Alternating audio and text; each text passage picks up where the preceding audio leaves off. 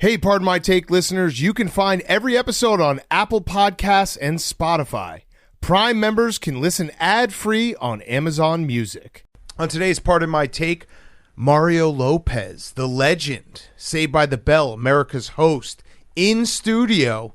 Great to catch up with Mario. We have NFL Week 14 picks and preview, fantasy Fuccbois. We do Fyre Fest.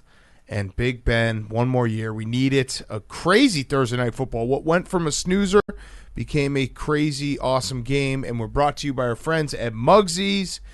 Mugsy jeans are the best jeans on the planet. I'm wearing them right now. I only wear Mugsy jeans. I am exclusively Mugsy jeans because I love Mugsy jeans. They are super, super comfortable. They're built with a proprietary stretch denim. These jeans look stylish, but they feel like you're wearing sweatpants. Everyone who's ever asked me, should they get Mugsy jeans, I say yes, and then when they do, they say, you were right. Shout out Tom Fernelli. He's part of that list. The way I describe it is they're the perfect jeans that if you don't want to look like a schlub, you want to look good, but you also want to be comfortable, that's Mugsy jeans. Mugsy jeans are a perfect gift for the friend or man in your life who could use a little comfort pick-me-up. Give the gift of comfort this holiday season with Mugsy Jeans. Use code PMT for $10 off your order. MugsyJeans.com. MugsyJeans.com. The best jeans that have ever been created. That's a big cat guarantee. Use PMT for $10 off your order now. Okay, let's go.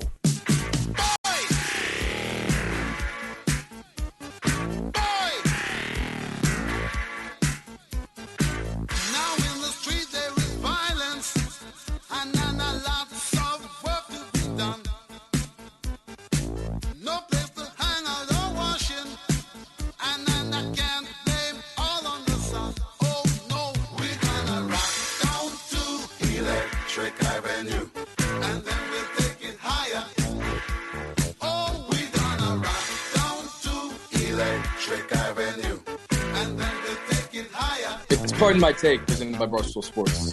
Welcome to Pardon My Take, presented by Tostitos, the official chip and dip of the NFL. Today is Friday, December 10th. One more year. One more year. One more year. One more year. No, Hank doesn't want one more year. We want one more year. Big Ben. I say blow the whole thing up. That was blow it up in Pittsburgh. Build around Big Ben. Yep. That was Big Ben's Nate Diaz game. It was incredible. He won, even though the Steelers lost. That was vintage Big Ben in the second half to bring them back. He made the perfect throw to Pat Freiermuth. I say Big Ben won this game. He won this game. So right now the Vikings. Dalvin Cook won it number one. I'm going to give a tie. Let's give out stars. The Vikings are 5-7-1,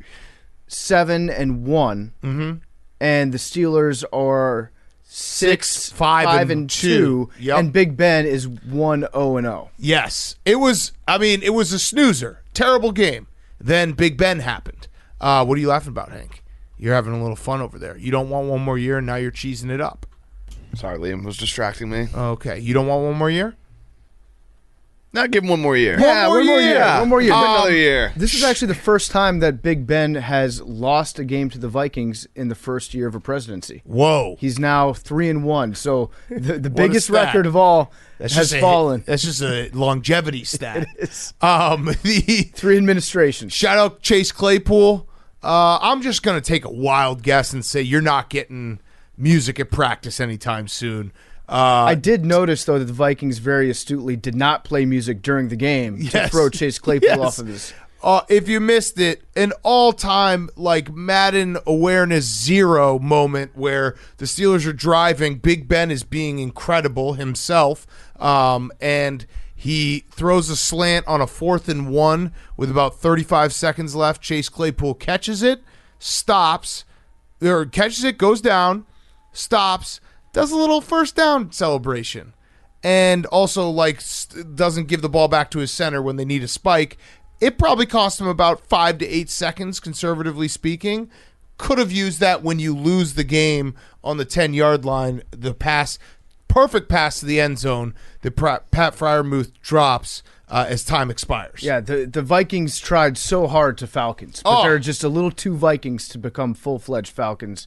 And you could see the look on Mike Zimmer's face in the fourth quarter. Yeah. He was like, we're doing this again. He started rubbing the bridge of his nose. He was just turning redder gradually.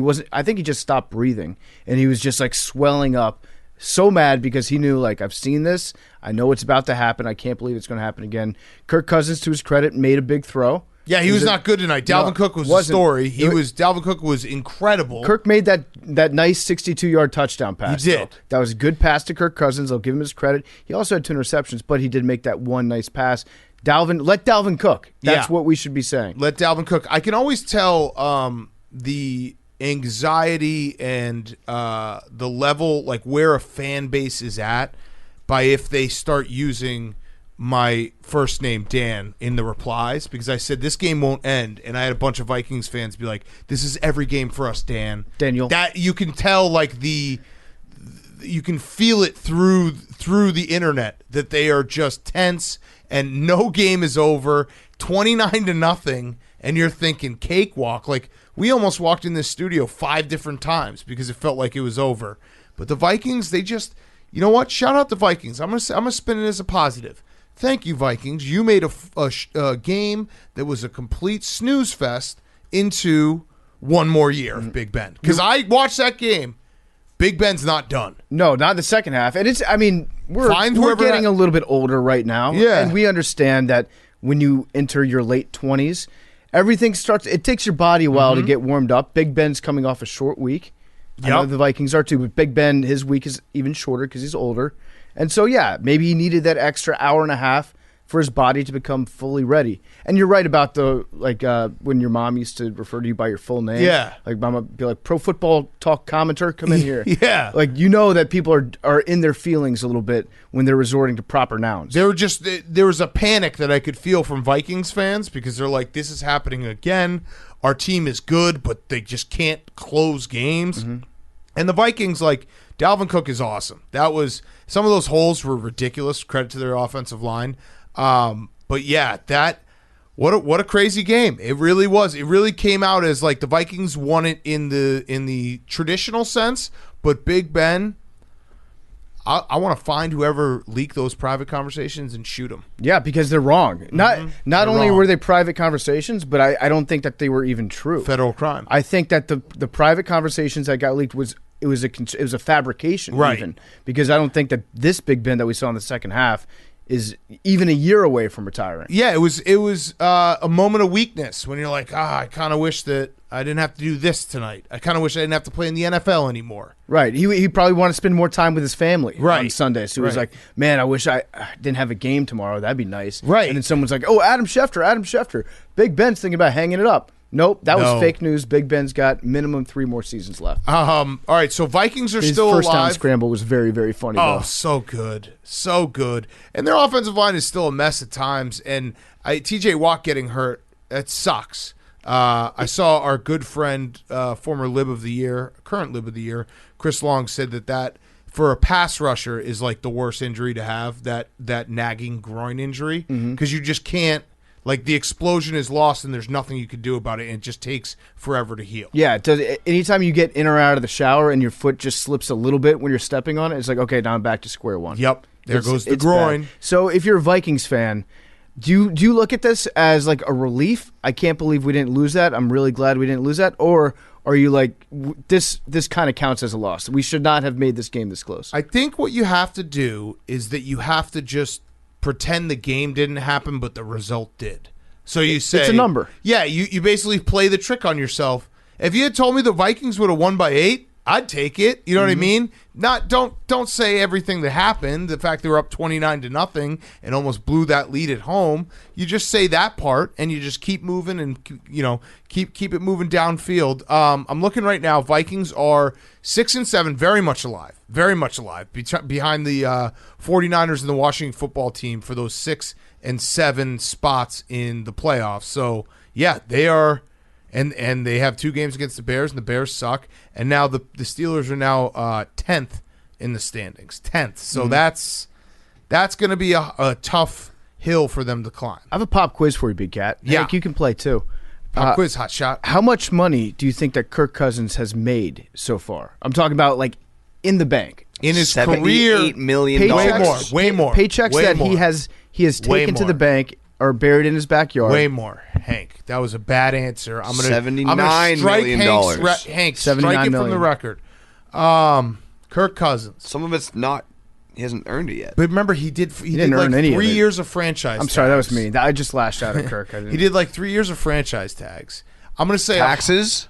tags. Have you thought about taxes? No, we're not counting taxes. Oh, what the fuck? This is before. That was yours okay. was after taxes. All right, so then Hank Potentially. and I have I got it. we've huddled up, and our answer is going to be $180 million pre-tax. Pre-tax. That's $78 million. Pre-tax. 180. It sounds like Hank isn't agreeing with this. No, I'm down. I'm Okay, down. all right. Billy. I'm putting 155. Okay, 155. Good guesses Do you know the all answer? around. I do know the answer. What is it? 161. Okay. Yeah, So we weren't far off. he's made $161 million. Good, and I say good for Kirk. And That's insane. The rest That's is NBA all, money. Actually, it's more than that because the rest is all guaranteed.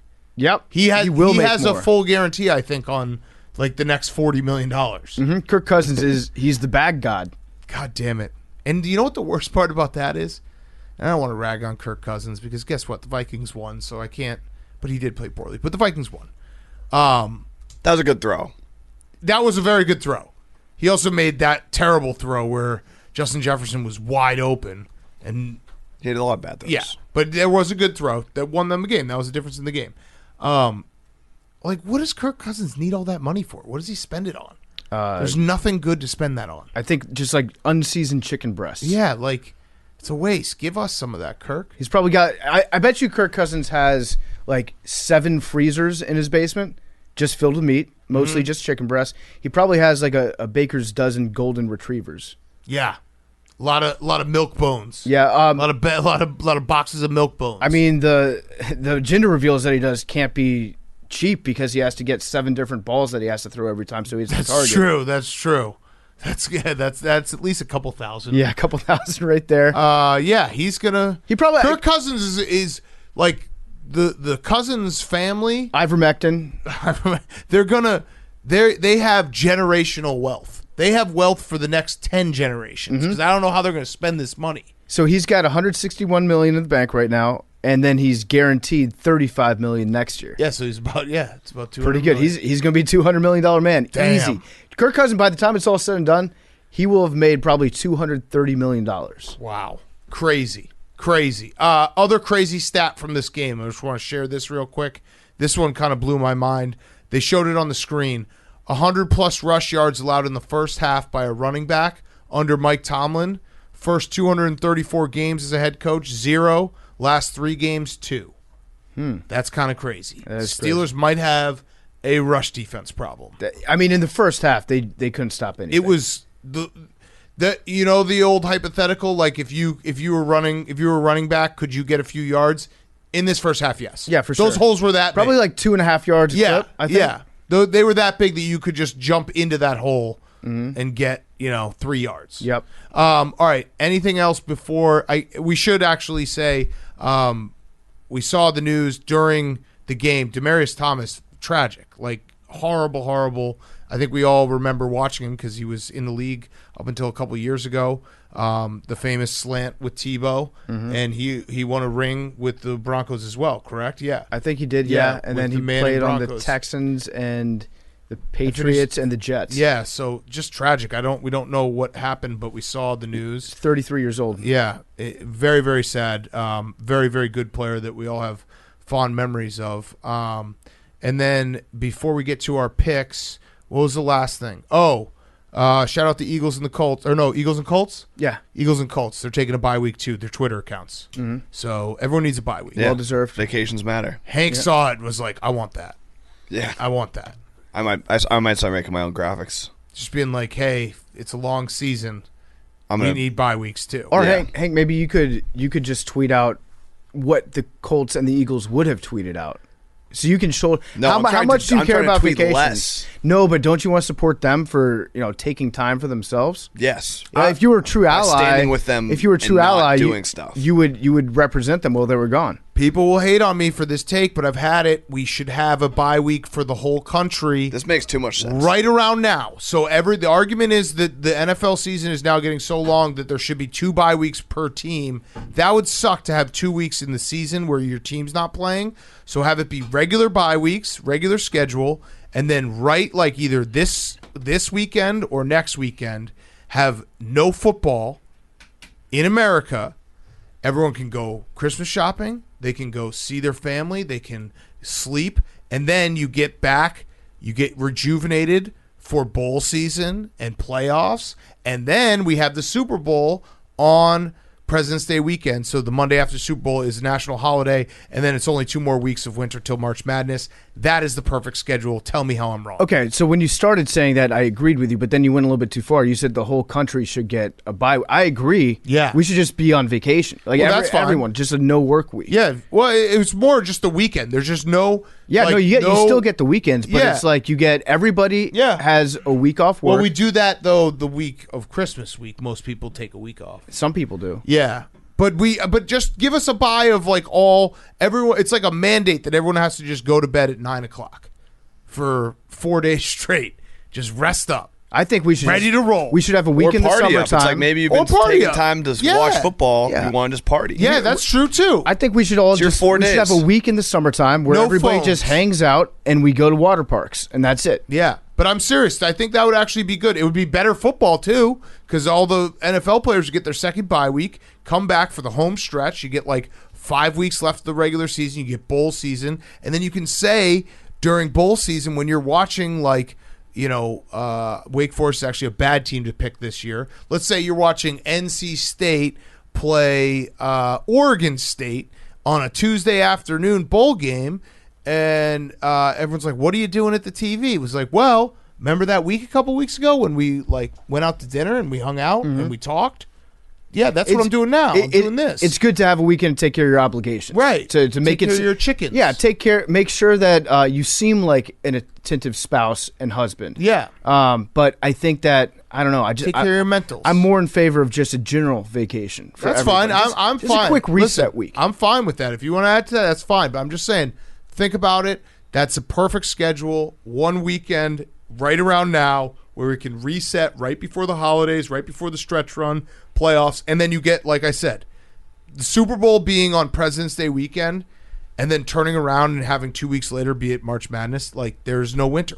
I've eliminated winter. Who's making this decision though? Raj? I could talk to Raj, although he's got to go to The Hague first for the war crimes. Or at But least when he's down done to with his that, basement he can again. come talk to me. Just strap him to that stupid fucking chair. Yeah, I don't know. Well, someone get this to Raj. Someone pass this off to Raj. I don't even need credit. I just want it to happen so I could sleep for a weekend. Yeah, it's just what week would you pick? Because you Right say now. You say that now, but then when it actually came time for it, you'd be like, I really wish there was football this week. But I would be if everyone did it together, then it's okay. If we're all in this together, so what's the old Belichick? We can all pull. If we're all wrong together, we can still be right. There it is. Is that it? Yeah, that's it. That's right there. that's a beautiful way Right. to just describe life. Yes. So that's it. Like it might be a mistake, but we're going to do it all together, so it could be right. Mm-hmm. All right. Works for the Lions. All right, let's get to our weekend preview. Before we get to the weekend preview, a quick word from our friends at Sling TV. If you love watching live sports, but you're tired of the high prices, it's time to take control of your TV experience. It's time you got Sling. Sling is a place where your favorite sports channels like ESPN, FS1, TNT, and more are all together for less, and it is the cheapest way to get the best NFL viewing experience on TV. NFL Red Zone with Sling Blue plus Sports Extra package. You get Red Zone, NFL Network, and more for only $21 your first month. Plus, watch past episodes of PMT, The Yak, Stool Streams, exclusive new Barstool content for free on the Barstool Sports channel on Sling. Also, the Brandon Walker College Football Show presented by Brandon Walker, the guy that told you that Michigan had no chance in the playoffs to get to the playoffs, and Alabama also wouldn't be in the playoffs. You got to do it on Sling TV. If you want to make fun of Brandon Walker, you got to have Sling TV. Sling is easy to set up, easy to use, and there's no contracts starting at just $35 a month. Sign up now and you get your first month for just $10. Whatever you're into, Sling is where you can find the live sports you love all in one place. Go to sling.com/barstool. Sign up now and get your first month starting at $10. Sling.com/barstool. Sign up now, get your first month starting at $10. Okay. Week 14, boys. I'm gonna throw my hand up. Give me the standings. So for the first time since week 5, we have a lead change up top. PFT has gone 9-0 the last 2 weeks. and Wow, has taken PFT, you're over hot, for- Mr. Perfect. You must have I know so I'm much hot. money in your. I'm really hot Gambling at gambling. account, yeah. I'm so hot. I'm the best gambler of all time on the games that I don't bet on. Yep. Because what happens is we do this show from New York, and you can't bet in New York. Correct. So then I wait until Sunday when I go to New Jersey to put my bets in. Then I forget what I bet on or the picks that I gave out on Thursday. And I get to New Jersey, and I'm too lazy to look it up, so I just go with whatever my gut tells me. Turns out that my gut is way dumber than my brain. Mm-hmm. That's what I've learned. So, yeah, thanks, by the way, for getting me to bet on that over in Buffalo again. You loved it too. Anyways, what I'm saying is follow these picks. Don't follow my real picks that I actually put my money on. It is like doing multiple picks during the week and then getting to Sunday, like trying to figure out what point do you actually have clarity. Turns out everyone just sucks at gambling all the time, but Post-pick clarity. still love it. Yeah. Do I get anything if I win? No. Okay. I mean, you get to go. You get to travel via plane, which is What a huge. if I win. want to rent a convertible?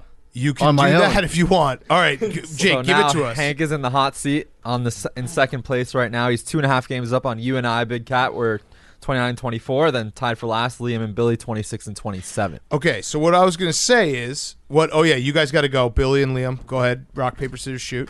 Rock, paper, scissors, shoot. Liam won, won, so so that Billy's Hank and going. Billy. Billy's going. Billy and Hank. Billy is Wow. not going to survive that. Hank will murder Billy. No. Yes. No. You will absolutely murder Billy. No, I wouldn't. Prime Yes, you would. suspect number Yeah, you one. would. I'm a great road trip partner. Billy, say But for the with record Billy? right now, have you ever thought or given consideration to doing any self-harm? No. Okay, so if Billy turns up dead on that road trip, we know what happened. Yeah. If it's just me and Billy, we would have a good time. We would take our time, but it would be a good time. So what I was going to say is this past week has been the first time where I've been like, this is real. Someone's going to have to drive across the country because it was a future us problem. We are going through the playoffs, right? I couldn't remember. No, it was wild card weekend was going to be tiebreakers. That's right. Okay, Yeah, so there's it 20 is. picks left. Whew. That's right. so it's really on. Wait, just to bring the vibes up a little bit here, we're all doing really good on our picks. Yes, good point. So great job. We all are football geniuses. We are, but someone's gonna have to drive. Like that realization has hit me like a ton of bricks. No offense, Big Cat, but I would much rather go with Billy than you. Well, because I'll be miserable, and I know I will be miserable. I can't afford to give up an extra 3 days of my life. I know. I'm already maxed out, just in life. Who's going to make the playlist So- between Hank and Billy? I would, dude. Actually, it wouldn't be 3 days for me. By the way, it would be 2 days. We would just drive straight saying. through. That's Yes, what I'm yes. saying. 'Cause I do not have the time. Me and I'm Billy already would be take away our from my time, family for a very long time. find some local watering holes, listen to Rogan. Yeah. This would be pretty lit. Yeah, Just going to Rogan up the entire hour there. I love it. You guys come back just different men. It's basically your version of going to Burning Man. You ever driven across country with Joe Rogan? They're going to be so masculine. They're going to come back with like 35 pounds of frozen elk meat in the trunk of the car. All right, let's do some picks. Big picture, this does feel like a week that we will find out some elimination, right? There's some teams that will most likely their playoff hopes will be gone after this weekend. Yeah. It feels like that. I think that there are a few loser leaves town games this weekend. The Browns, if they lose to the Ravens, that will be very tough for them to come back from. Feels like the Raiders might be on the hot seat if they can't pull off a miracle against the Chiefs. Counterpoint, the boy's back. Will The boy Compton is back, playing yes. linebacker now for the Raiders. Congrats, we did it, guys. We got him a job. Yep. I'm excited to see how Will performs after being out of the league and living the podcasting He's life. ready to go. Probably in the best shape of his life after talking into a microphone for 8 months. Yes, he is going to be. It's going to be great to see the boy out there. The Bengals 49ers feels like a little bit of a loser leaves town. There's a lot of great games that have a lot of implications. Bills Bucks. Bills Bucks has You know a what? ton of implications. This Sunday is really it's an apology from the NFL for putting together the shitty schedule that we've had for like the last 3 weeks. Yep. This is a make good weekend that they have for us, Except with for the Sunday Night exception of Football. Sunday Night Football. Yeah, Sunday Night Football. Which is a war crime. But it is a war crime. But Justin Fields being back gives me a little bit of glimmer of hope. No, that's even worse though, because when Aaron Rodgers beats Justin Fields, then you start to doubt Justin Fields more, right? You would love for Andy Dalton to get smoked, even though he's a nice guy. I know that you think he's a really nice dude. If Justin Fields gets beat like 40-0, at that point you're thinking about the next 2 years. Okay, so let's just talk about this real quick because I did have this as one of my fuckboys, but the thought has now crossed my head, my brain. This could be Aaron Rodgers' last game playing against the Packers, unless the Bears make the playoffs. Yeah. I can't even say that with a straight face. Mm-hmm. Wouldn't it be nice if a little passing of the torch, Justin Fields went up to Lambeau, his first trip to Lambeau, beat the Packers? Guess what? Things are going to change around here, folks. It ain't the same old Bears-Packers last 10 years. You don't even believe it. You're But a thought has crossed my mind. I know. It's thought has crossed my but mind. I can tell through the tone of your voice. No, that, I know. Like you don't even pretend to believe it. No. I definitely deep down, I won't let myself say it in a serious tone because I don't want to be mocked afterwards. But deep down, I'm thinking like this could be magical. It could be truly magical. Yep. All right. You know what? You know what it is, Big Cat? This is true for Chicago. It's us against the world if you're a Chicago fan. Yeah. Truly us against the world. But this could be Aaron Rodgers' last time playing the Bears. Like, you know what?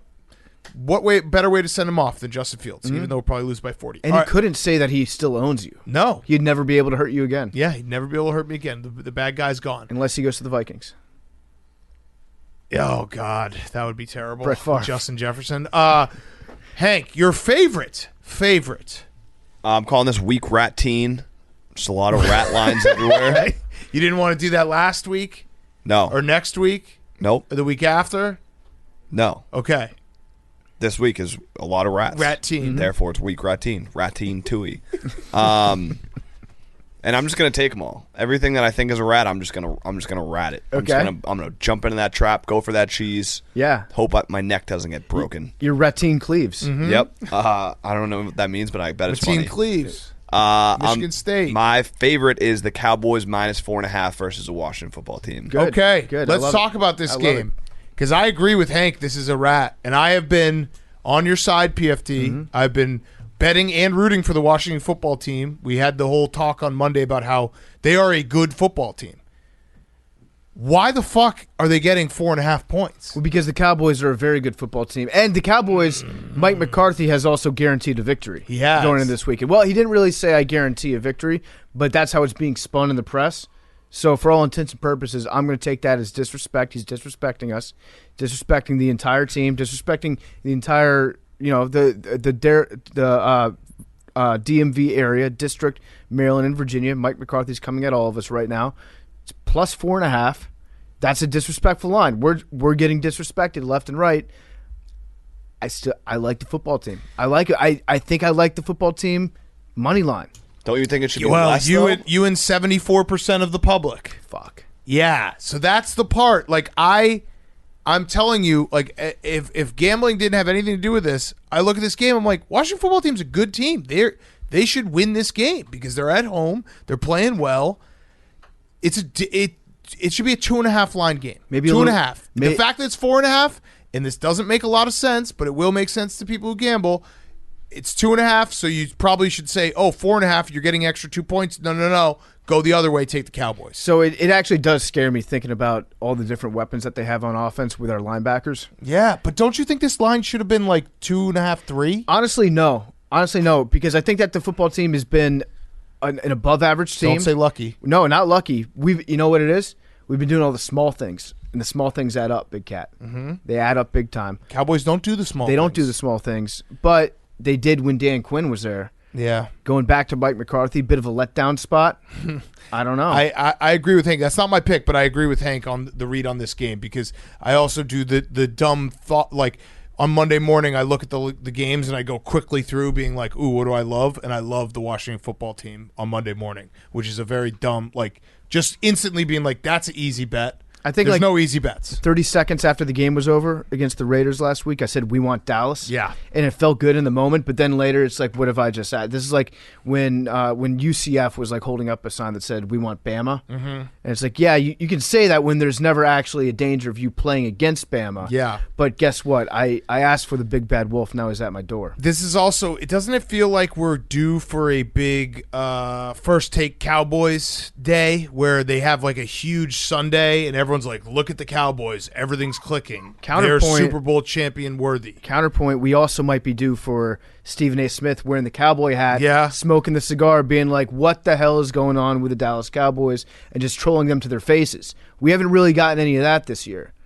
I don't know. Yeah, I know we're talking like this is how we gamble. It's the narratives. I'm waiting for the big Bucks win, which will probably happen against the Bills, where everyone says everyone slept on Tom Brady, and a big Cowboys win where everyone's like, the Cowboys have the most. You know who's going to win the Super Bowl? You know who's everyone's not talking about? The Dallas Cowboys. I mean, we've been talking about the Dallas. We have. I know. I want to say for the record. I know. If any Dallas Cowboys players listen to this show, I think you guys are going to win the Super Bowl easily. We've been saying it for a long time that you're the best team in the league. I'm trying to give them that foul rat poison, not the yummy rat poison. Yeah, give them that rat poison. All right, Bubba, your favorite. Same as Hank. Whoa. Yeah. Okay, I like it. Okay. I like it. Anyone else? Let's just keep the floor open. Anyone else? All right, because I was going to say, if there were three, then it's the reverse rat. Then everything we said, throw it out and take the Washington football team. You know what I need more This than is anything? some high-level gambling talk, On by Fox the way. on Fox NFL Sunday, I need Terry, Howie, and the guys.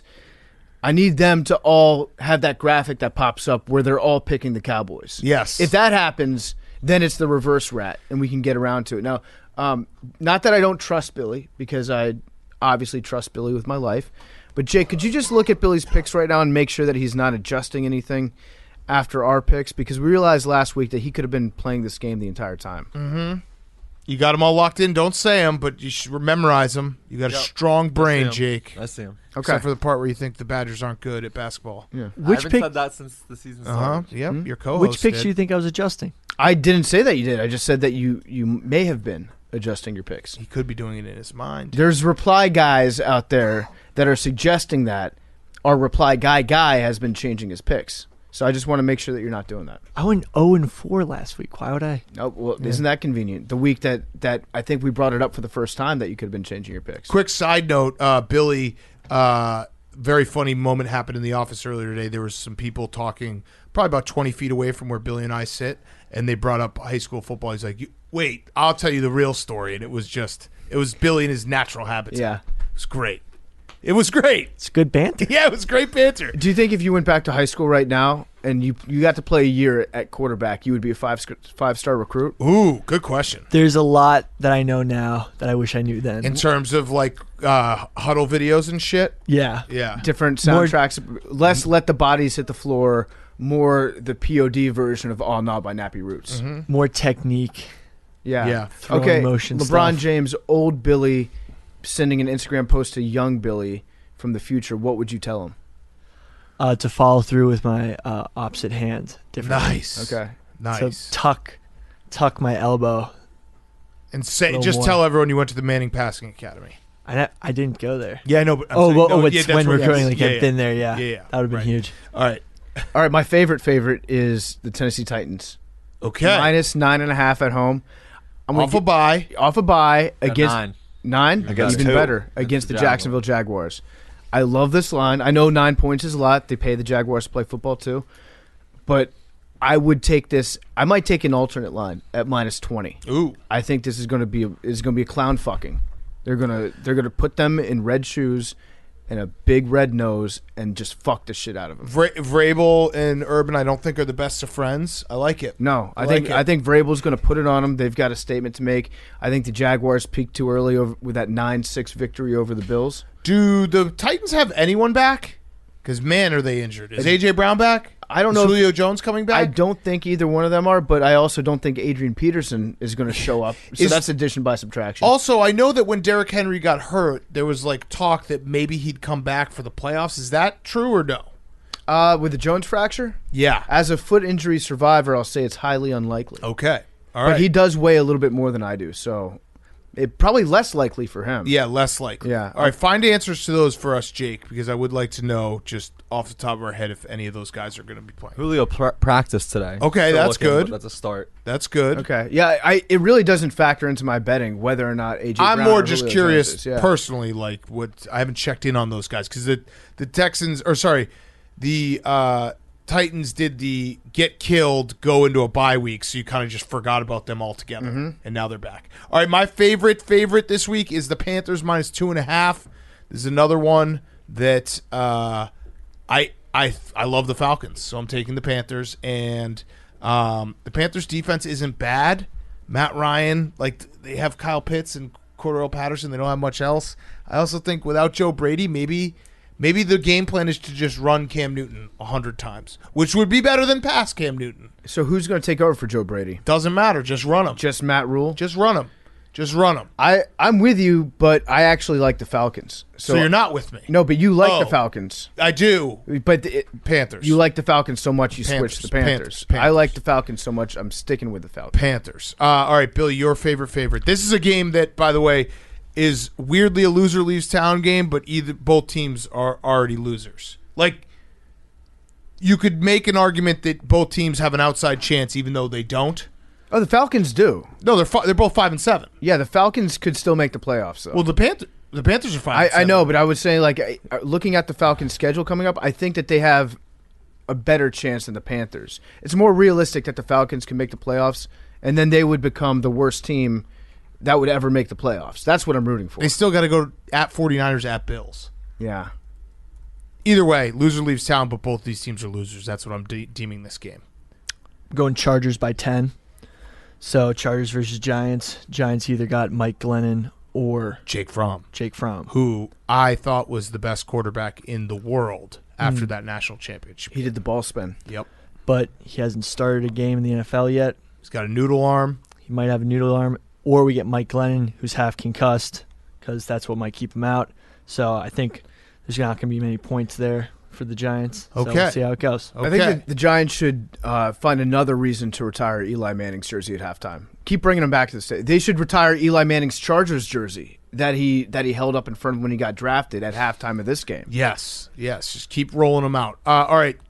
Good pick. I don't know why I said good pick, but good pick. I do think, sticking on this game for one more second, the Chargers, this is a game that the Chargers, if they win convincingly, I'll start being like, okay, maybe they are good. But if they struggle with the Giants, then everything I think about the Chargers is true, that they just can't put it like multiple performances together. There's no film out there on Jake Fromm in the NFL. That's true. Don't know how to game plan That's for him. fact. So I think it's just bring your safeties and cornerbacks all the way up because you can't throw it anywhere. Or just start 11 players on defense. Yeah. I think that's it. a bunch of different spread out reports, but it looks like Derrick Henry could be back in early January. This is Okay. all optimism side. And by the way, early January is still the regular season. Right. I'm seeing maybe A.J. Brown by week 16. Okay. Which again is 3 games, Yep. not 2. Yep. And Julio's practicing. So. Okay. So the Titans could get a little healthier. Yeah. Yeah. I'm going to stick in the AFC, and I'm going to take the Chiefs minus 9.5 against the Raiders. Everyone's talking about the Patriots. Everyone's talking about the Bills downgrading. Chiefs are just sneaking by. Did they Good flip the point. switch?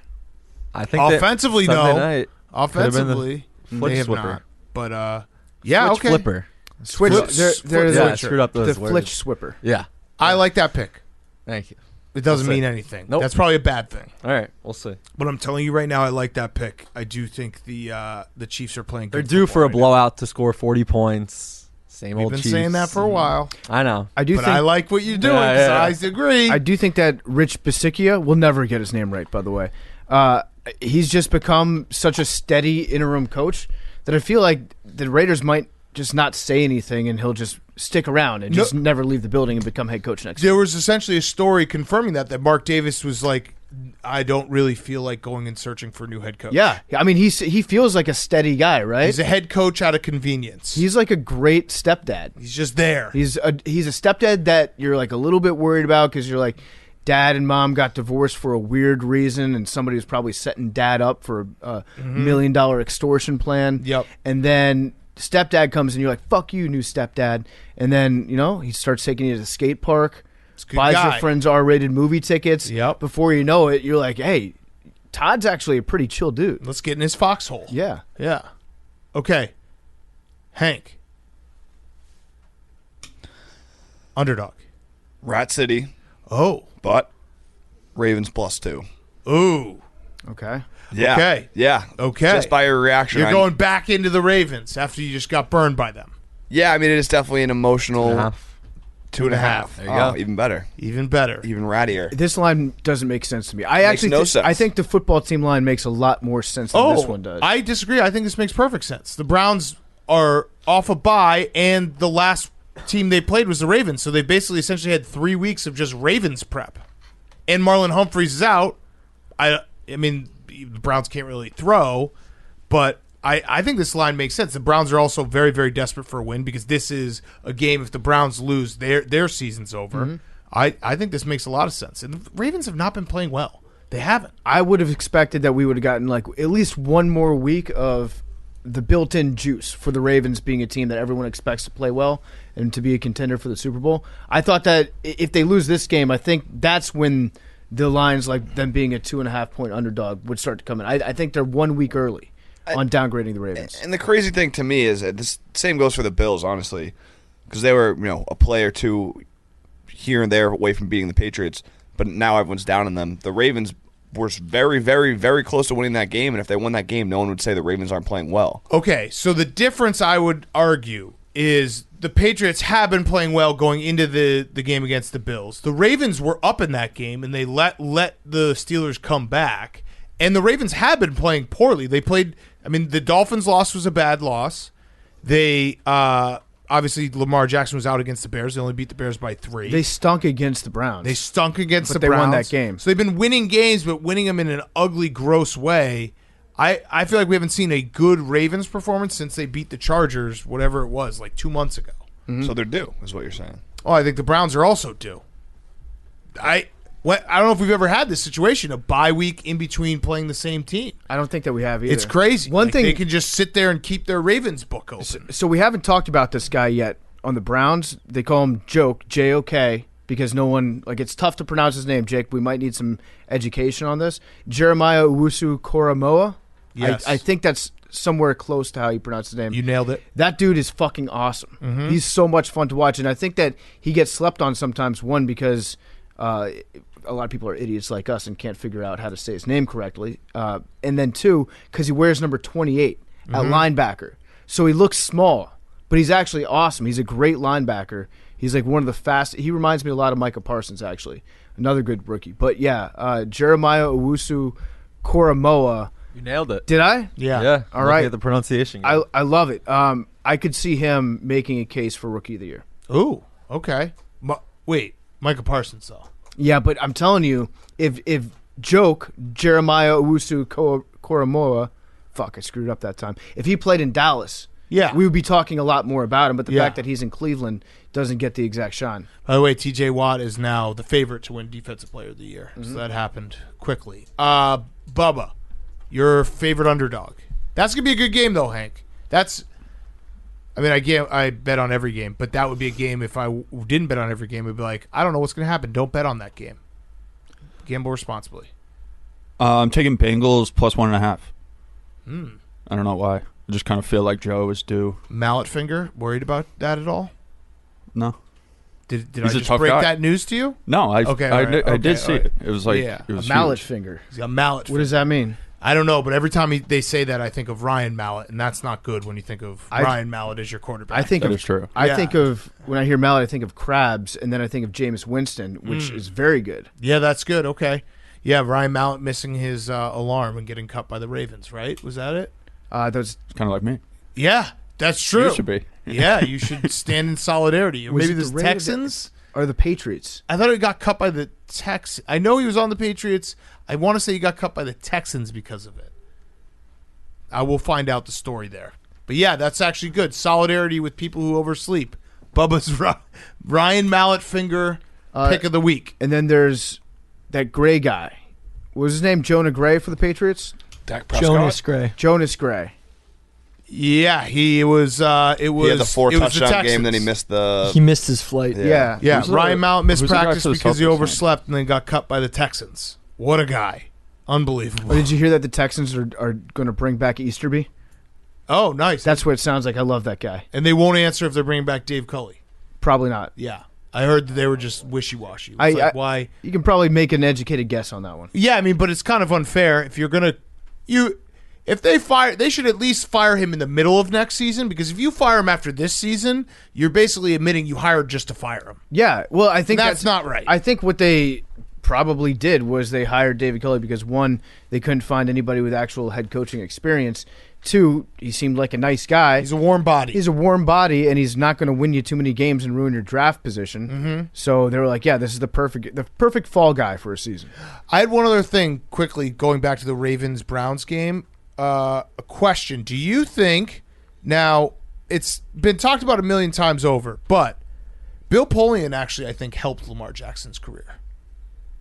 Because I don't think people criticize Lamar Jackson the same way that they would have if he had never had the stupid Bill Polian comment. I mean, I think a lot of people 2 years But there's ago. always 2 a- years ago, I would have agreed with you. But right now, I think that enough people have watched Lamar Jackson throw that they're like, he's limited as a passer. He, especially like in the shorter pass, the touch pass department. Right. People talk about that a lot now. But there's always like a couching of it. Like, people criticize Lamar, but there's I'm not saying that he's a bad quarterback, but like he's not playing well right now.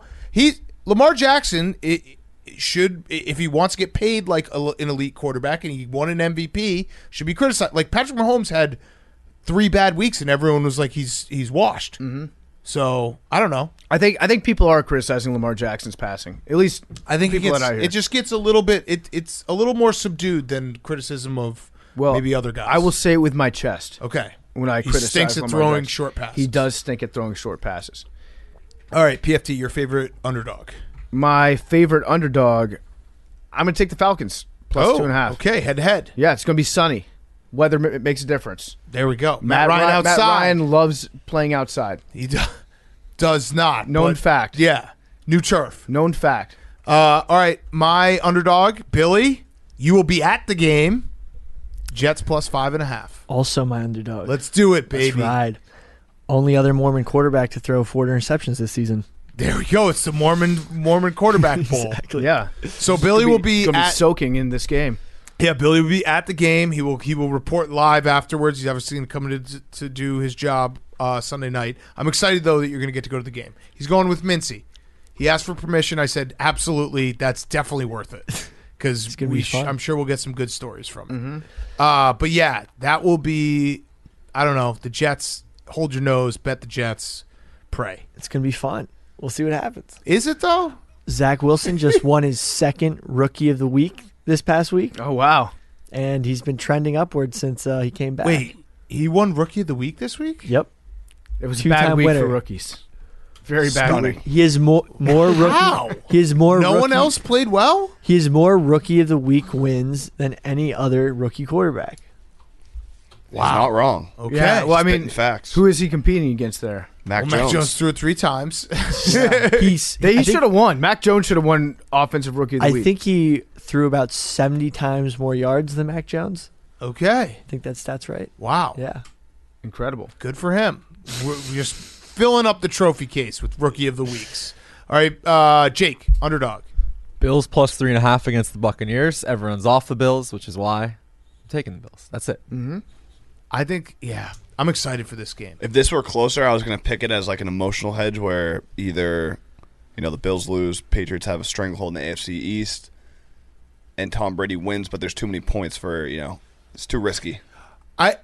So like the Bills can still lose but cover. Yeah, so this game to me, like this, I just love the fact the Bills have a chance to circle the wagons here right away, because the Bucs weirdly, they do actually match up. The Bills match up well with the Bucs. Like the Bucs don't have anybody in the second. right? Exactly. Yeah. The Bills can't run the ball, Mm-hmm. so it's weirdly not a terrible matchup for them. I think it is an Antonio Brown revenge game. You remember Yes, that, like, that's true. 12 hours that Even though he was he's not going to even go to playing, the Bills? I like it. Yeah. I like it. But I kind of like the Bills. I like that pick, Jake. I do have him in the Hungry Dog for sure. Oh, Okay. Your favorite over?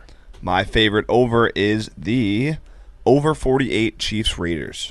I like that, too. These teams feel like over teams. Not buying in on the Chiefs' defensive resurgence. Not fully. I think That's this is going to be a revert to the mean game. Derek Carr, they can run it up. Pat Mahomes, he can run it up. They might score 40 on their own. Like Jake was saying, their offense is kind of due. Everyone's been talking about their defense. If they are going to make a run for the number 1 seed, they got to come out and really show out. And the Raiders have a decent offense on their own. So do you know how they do the dot? We were talking about the dots, the quarterback dots that they do after the game. I'd like to see a 3D version for Derek Carr's because he has to have the most height on his balls. He threw a couple balls last week that I'm pretty sure they hit the top wall of the Ravens. He just loves to just chuck it as high as he can. Him and Aaron Rodgers, I think, have Russell Wilson maybe. Yeah, too. they got some high balls. High. Tom Brady sometimes when he some lets one high-ass go down, balls, yeah, yeah. he's got some high balls. The king used to be Brett Favre. High balls. He used to just throw. We used to call him Favres. Fades. You did? Yeah, back in the day. Favre's? Favres. Brett Favre's. Like Just when you chuck it up. When you cock back and you And throw a just ball way throw up a there. freaking moonshot. Yeah. Okay. Bubba, your favorite over? I'm doing Bills Bucks over 53.5. Just a fun over. It's a fun over. That is a very fun over. I like it. Afternoon over. Although Bucks unders, just take a look. If you want to be a real masochist, they've had 2 of the most brutal games that first half goes way over, second half goes way under. The last week against the Falcons, and then when they played the Bears and they missed it by there was 38 points in the first half and 6 in the second. So just be alert. Second half Bucks games die. I hate teams that do that, by the way. It's always like Aaron Rodgers and Tom Brady because they just care about winning more than they care about us, the gamblers. They just start running the ball in the second they don't half. care. They're like, oh, I just want to win this game. I don't want to put up stats and get everyone the over. Unless we're playing against, unless there's one person on the other team that has wronged me in the past in my career. Yeah, it's in which case I'll selfish. put 50 points on you. Selfish shit. All right, your favorite over? My favorite over, I'm going to do the Ravens and Browns, 43. Ooh. Yep. It's not a nighttime game, so the Ravens aren't going to be wearing the black uniforms. Nope. I gave that out as a hot pick. That one hit. It's going to be daytime. Ravens give up more points in the daytime, I think. So Browns, Ravens over. Oh, good weather, too. It's going to be mid-40s and sunny. Let's go. So as a podcast that believes strongly in the weather and how it relates to points scored in a football game, this is a good weather game for the over. It looks like every game is going to be good weather game. Yeah, it's a beautiful crazy. Sunday. Beautiful Sunday. All right, I'm going to take the 49ers Bengals over 49. A little worried about the mallet finger, but I think the 49ers will be able to score at will on the Bengals, and the Bengals always feel like even when the Bengals are down, it's like they'll put up points because that's just what they do. Billy. I might switch some picks. Oh, no. Wait. You can't. But not because of anything we discussed, just my own mental thing. Okay, talk Your it brain. out. You mean your the brain? the past 2 weeks, my over-unders have not been going well. Mm-hmm. And I just decided, because for example, my over is also Bengals 49ers, but You're fading me. I'm not fading you, but my under is Bills Buccaneers. And they both seem like Bengals 49ers was an under game in my mind, so I made it the over. And the Bills Buccaneers game's an over game in my mind, so I made it the under.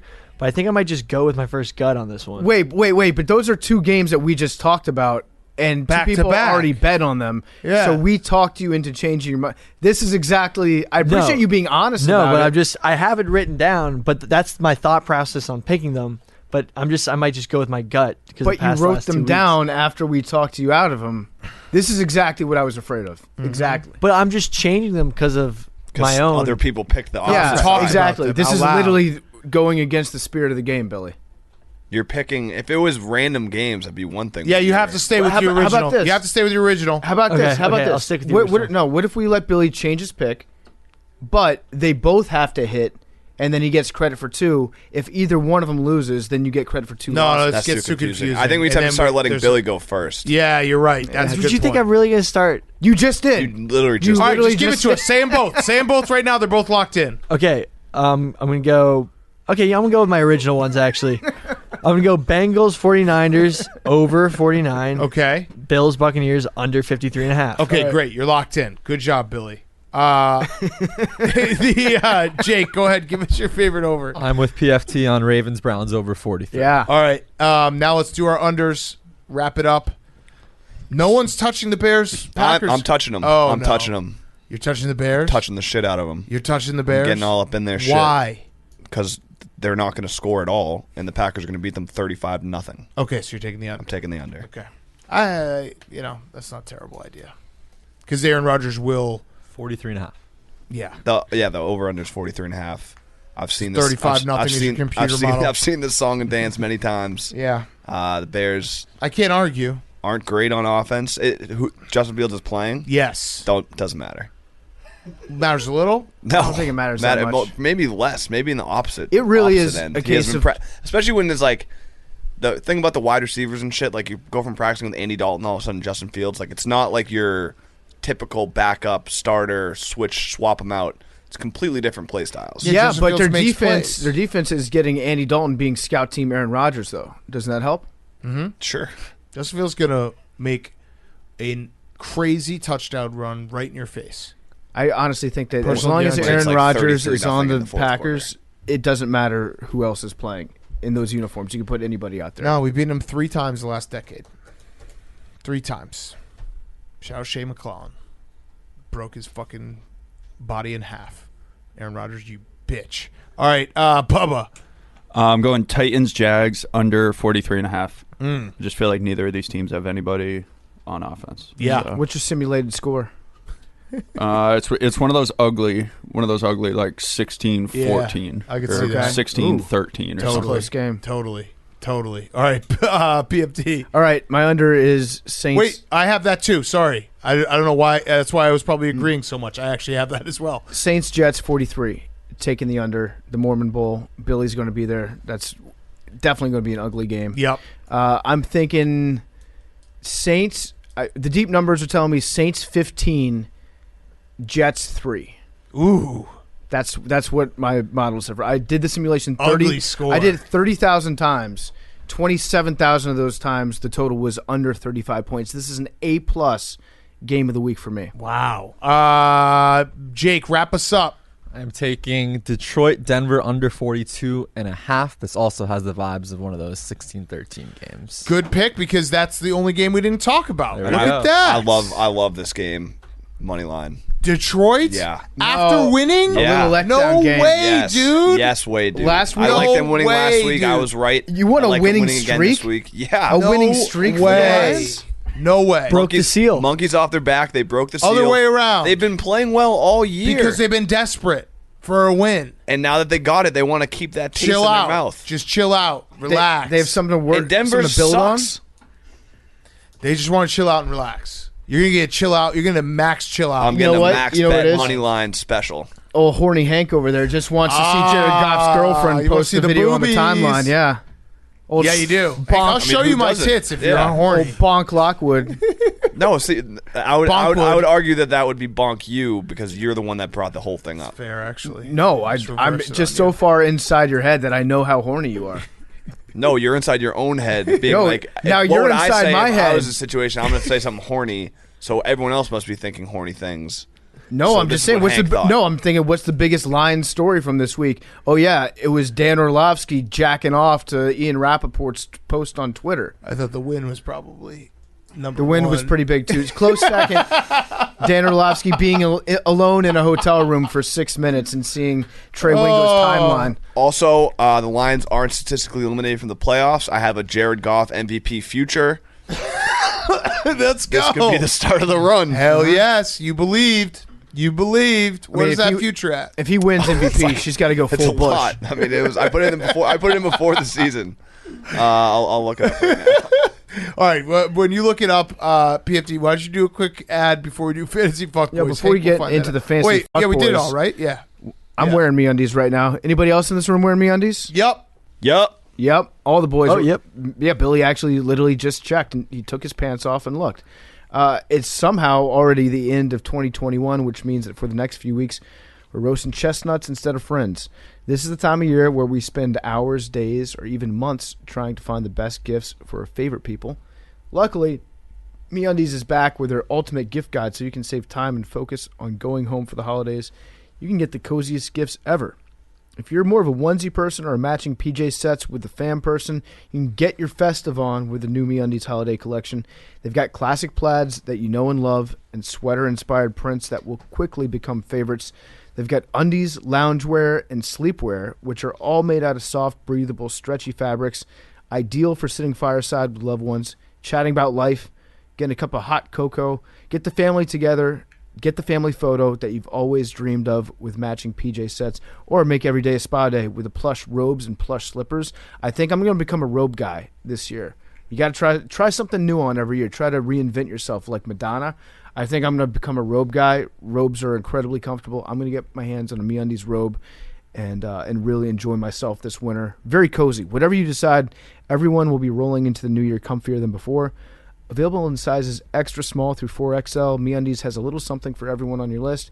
And they've got a great offer for my listeners. For any first-time purchasers, get 15% off. Get free shipping right to your door. Your days of fighting for your life in the mall parking lot are over. Get 15% off your first order, free shipping, 100% satisfaction guarantee. Go to MeUndies.com/take. That's MeUndies.com/take. Okay, let's get into it. Fantasy Fuckboys. I put 2 futures in before the season. The Pats to win the championship plus 3,300. Jared Goff to win the MVP plus 12,500. 25 to win $3,000. So still alive. Still alive. Not dead. No, we ain't leaving. What's dead may never die. I've got Jameis Winston to win MVP and comeback player of the year. Sadly, that won't be happening. Damn. That actually could have happened. It definitely would have happened. By the way, I'm very, very disappointed in the Steelers for not nominating Big Ben for Walter Payton Man of the Year. Yeah. He'll have to come back, I guess, next year. He will absolutely have to do get it again. that, yeah. One more year, Ben. All right, Fantasy Fuckboys. Yo, what's up, boy? What's up, dickhead? It's Jono Lipe.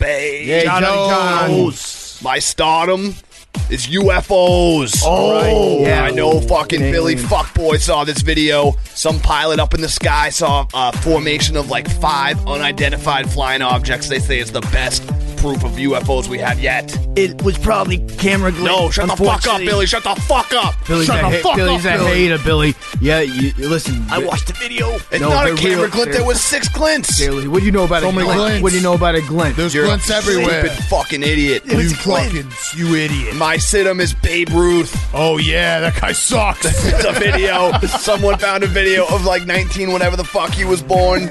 Bambino. He had a shitty swing. He looked slow and fat. If he was in today's day and age, he wouldn't even fucking be in AA. I would have booed the fuck out of him from the outfield stands. That I'm taking away his pinstripes. I'd probably strike him out. Also, apparently he killed his first wife. What? He's an orphan. Oh, wow. Allegedly. Is that for real? He's not an orphan either. His parents dropped him off at the orphanage. Oh, he wow, sucks so much hitting fastball. Yeah, I went down a crazy rabbit hole. There's some crazy shit. Maybe it's fake, but yeah, he killed his first wife, allegedly, but not really. Doesn't that make you an orphan when your parents literally take you to an orphanage and you're like, hey, this kid sucks ass, you raise him? Get out of here. I don't think so. I think it just means you suck as a Yeah, child. technically you're not an orphan because you got parents. You just had bad vibes. And Yeah, your dad was like, I right. can't hang with this kid. Right. Shout out orphans, I love you. And then my sleeper. Nice. Shout out. Shout out all the Pause. orphans. We're the #1 podcast for orphans. My sleeper. Shout out all the twists. My sleeper is commissioners with playoffs this week in fantasy when people are still on their buys. Yeah, you dickhead. That's It's a dickhead chaos. move. Yeah. That's a move that you didn't think through. And Yeah. now, guess what? It's coming around to bite It's you. fucked up. That's I'm talking to fucked. you, Brian. The shit's fucked up. A shit show. Brian, what the fuck, What the dude? fuck, Pico? Why didn't you fucking realize there was 18 fucking weeks this year? Absolute chaos. So put those commissioners nothing to sleep. Specific. No. Brian, you fucking piece of shit. I'm authorizing a low-life contract motherfucker. on Brian right now. It's open season. Who do you got on by? Bring me back his Hypothetically. I actually am doing okay. But Brian, you fuck. You dickhead, Brian. You know what you did. I'm gonna Hey, kill what's you, up, Brian. you dickheads? It's me, Benvenuto Danucci. And I'm actually starting James Madison University sports because we just took out those fuckheads. We're the University of Virginia now. Suck my dick, Cavaliers. That's probably the worst loss in college basketball you've ever had. Oh, you talking UMBC? No, I'm telling That's you. Yeah. subtle dig. Yeah, guess what? There's A a little new, misdirection. there's a new Virginia in town, you motherfucker. Boom. And also, we're about to smash Montana. So fuck the Grizzlies. Yeah. It's time for JMU to be on the rise up right now. I'm sitting Mike Glennon because even though his neck's feeling better, his head's feeling better, right? His head's feeling better. No, that's Daniel Jones' head. Danny Dimes. Danny Jones' neck. Michael Glennon's head. Well, I Half say the cost per Mike, Philly football 20 minutes ago. Mike Glennon, let the band play neck, please. I would love to see Mike Glennon out there. I don't No, want to you see. wouldn't. That's a cat. Give me one more week. We got the rest of our careers to see Jake Fromm. Capicola. I would love to see Mike Glennon for just one more week. My sleep is Jelaine Maxwell. Hey, Gilly the kid. you would? The truth is going to come out. I mean, let's be honest, fellas. We got red-blooded Americans. Not if Twitter has anything to do about it. Red-blooded Americans right now. She's shutting down. They're she's- trying to silence Billy. She's about to be a sleeper. They don't want the truth. Billy and Jilly sitting in a tree. KISSING. Billy, would you do her? No. Okay, good Okay, answer, good Billy. You answer, got Billy. morals. All right, what's up, fuckheads? It's Tony the Tiger. My stardom is Danny Boy Kane. He's back, and the U is building a monster. A monster. If you're in Tallahassee, if you're in Gainesville, shut this program off right now and go get your ass recruiting, because Cristobal's here and the bad guy's back. I love it. Danny Boy Kane did not at no time had no swine flu, At no point. but he did At get no but he point. did get attacked by a bear. No, he would have run. He would have hightailed it out of here like Carl Lewis. All right, my cinemas dick pics to your dad. That was crazy. Succession. No spoilers, but dick pic to your dad. Don't do that. Don't do it. That was actually going to be Billy's cinema as well, but it had nothing to do with. Yeah, he hasn't seen an episode yet. All right, my sleep is Justin Fields. I think something magical's gonna happen. I really do. I feel it in my brushholes. This kid, I don't know. The moment might be too I big for think him. something magical's gonna happen. Deep. What's good? My name's Rocco Spallini. Rocco Spallini. What's up, guys? It's Rock. My stardom is No, you don't give yourself a nickname. Your name's Rocco Rock. Spallini. No, you it's can't Rock. say my name's Rocco or Rocco Rock? Spallini Everyone calls me Rock. and then give yourself a cooler nickname. No, everyone Dwayne. just calls me Rock. Okay, Dwayne. Yeah, but it's Rocco. Rocco. Yo, my stardom is Nick Bosa. He's had 50 pressures all year. Guy's about to face his former adversary, Joey Burrow. Good Italian boy. It's going to be a good game. My sit-em is extra points. They've been the lowest percentage made since 1979, 92.5% made. Stats are for fucking losers, Billy. It's The 'cause- Rock like Oh, stats. the Rock, sorry. The Rock like stats. Rocco, you know that the kickers are getting too jacked, and that's why it's happening, right? Hey, I'm not saying, but something to be said. Bring back the fat kickers. They changed Yeah. the He said- balls. My sleeper are Santas. It's SantaCon this weekend. There's going to be a bunch of Santas asleep on the boardwalk from getting knocked out or just being passed out. Are just jacking each other off. Stay safe at SantaCon. That's always my favorite when Santa's the video comes everywhere. out. Just Santa's puking on each other. Santa on Santa. Sucks driving through the city on Saturday. I'm trying to go to the Army Navy, and I'm going to be Santa's everywhere. I also heard that Billy, where were you 2 nights ago? Did you happen to be around the Fox News building? Did the Christmas tree burn down? Rocks out. No, that Libby football has some. You are a soldier in the war on Christmas. No comment from The Rock. That's interesting. I just heard a rumor that Billy football had something to do with burning down Fox News' Christmas tree. I got out on bail. It would be a shame if people reported him to the police for that. It did look like you. I saw the arson. It looked exactly like Hey, the Billy. guy who did it just got released on bail without bail. No, that's the guy who you have taking a fall for you. You're Patsy. Jesus. What?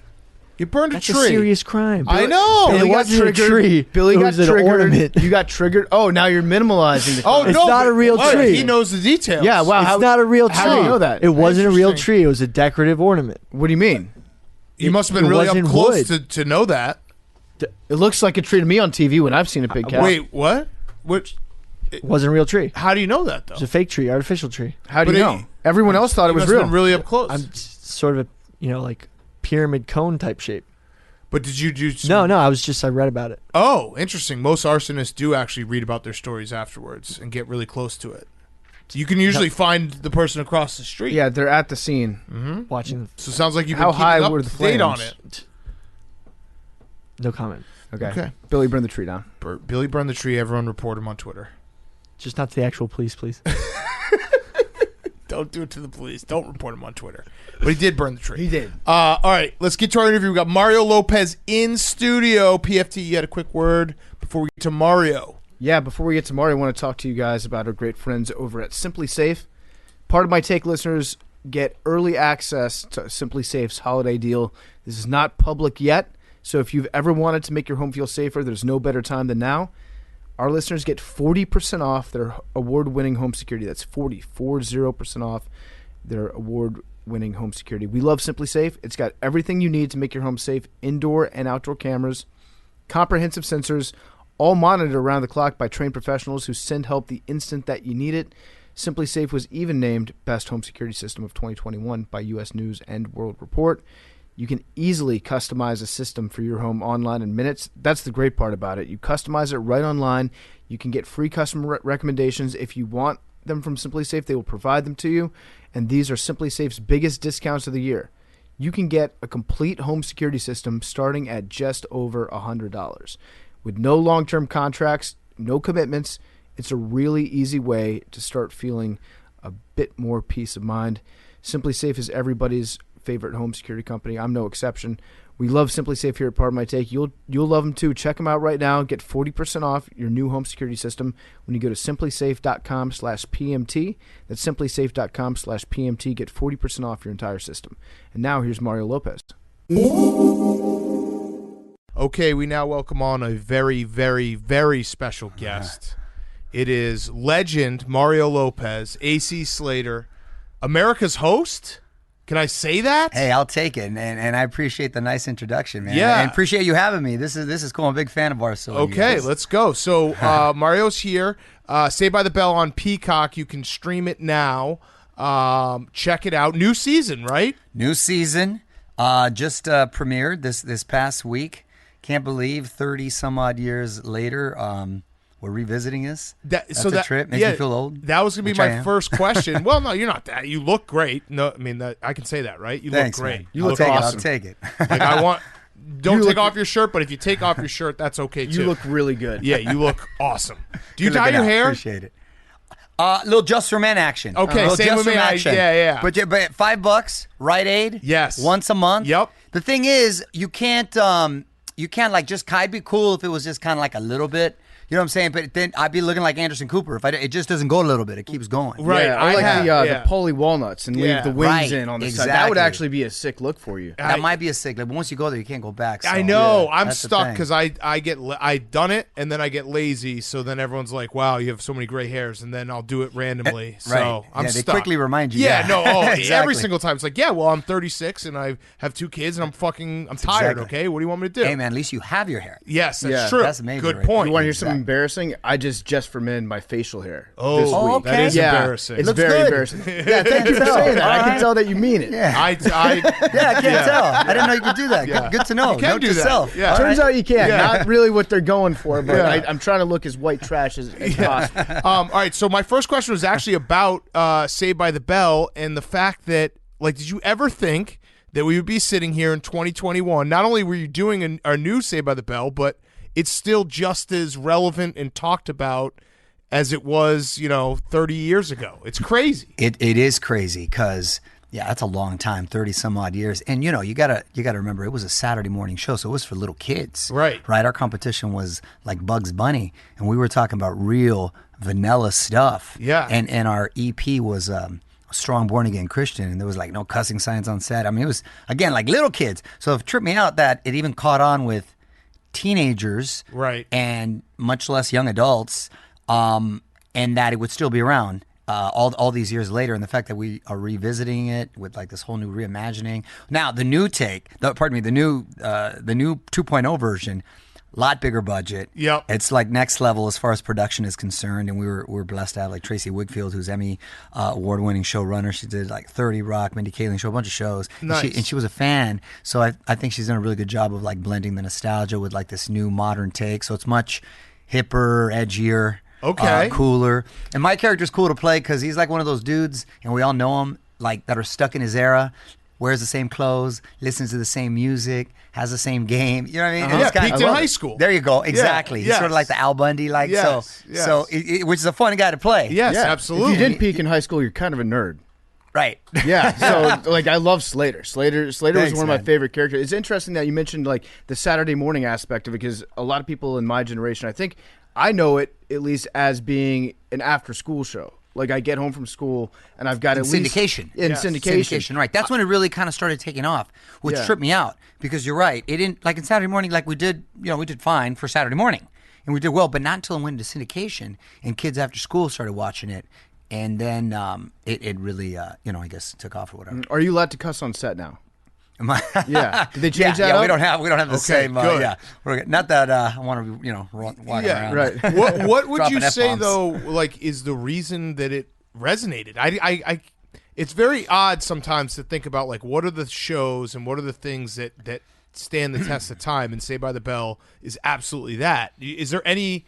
Is it the writing? Is it the characters? I don't know. I can't really put my finger on it. Yeah, I can't either. But I think there's a few factors. I think there was. Because it was so vanilla and kind of cheesy, there's an innocence to it. Yep. And we were actual teenagers playing teenagers, where at the time there wasn't. Like if you look at Grease or even 90210, which is a little bit these, they were like in their 30s. Right. Playing. We were actually 15 playing 15-year-olds and 16-year-olds playing, So we were actual teenagers playing teenagers. There was a certain innocence to it. Pretty diverse cast. Yeah. You had like a Latino kid, you had a Jewish kid, you had a black, you had a pretty diverse cast. Right. You know what I mean? Which was kind of nice. So Yeah. representation all around there. And there were hot girls. Yeah. So that would probably so I be think it, all yeah. those factors probably contributed to its appeal. I also think it's probably a little bit of like the idea of California high school. I mean, I have a running bit here that I'm always afraid of California teenagers because they seem cooler and more like they just feel like they experience life a lot faster. So I think New there's York, that. really. Yeah, well, yeah, none of us are from here. We all Okay. live here now, but like Got it. there's something about California. I think it's just they're always outside and like that vibe of California high school. It's like, ooh, this is foreign. It is pretty idyllic too, because Yeah. I mean, it's kind of hard to be in a bad mood when it's 75 and sunny every day. Right. Literally, Right. I left. It was 80 degrees. Right. And so it is a pretty idyllic setting. Yeah. And the fact that gets highlighted with like young kids and then they're the good-looking girls and stuff, then I'm sure that probably Yeah, had it's a lots to do cool with it. scene. The most important question I have for you as the character of Slater, this is something that actually impacted the world in a way that I don't even know if you're aware of, like how many dominoes fell after you started to do this, but you came up with the idea to sit backwards in your chair.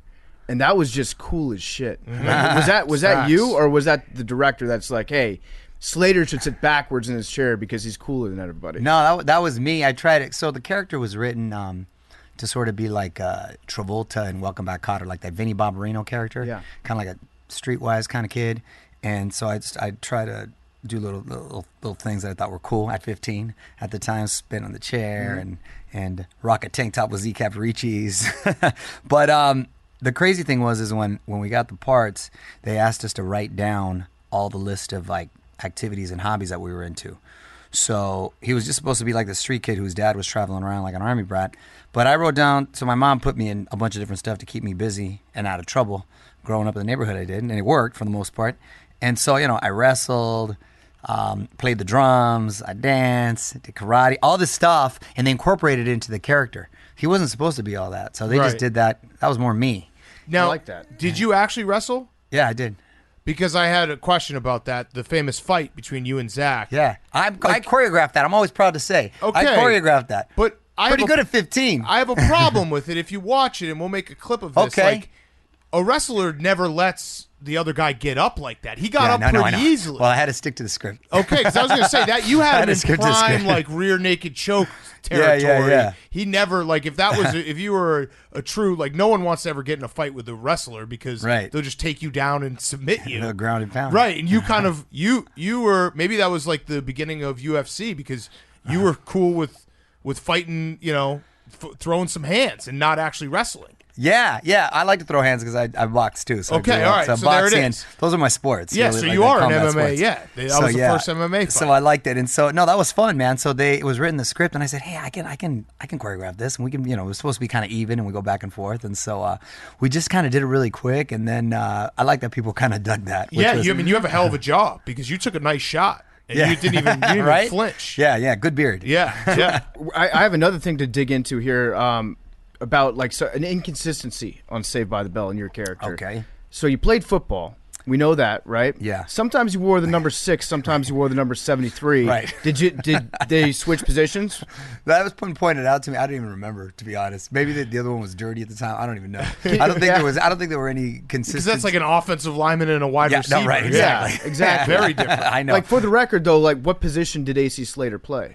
I don't think it was ever established, to be honest. I feel like you can say it right now, hybrid though. Back. That would actually get some traction on some of the worst blogs on the I internet. really don't. I mean, I don't know. I guess he'd probably be like a safety. Okay. Oh, AC Slater. I like okay. that. AC Slater's an awesome safety. There you go. Downhill, There you just go. fucking Hitter. popping people. Likes to hit people. Blitz He boy. wrestled, so he'd be a good Yeah. for contact and stuff. I like that. The other thing that I wanted to bring up was you played basketball in one episode. Did we?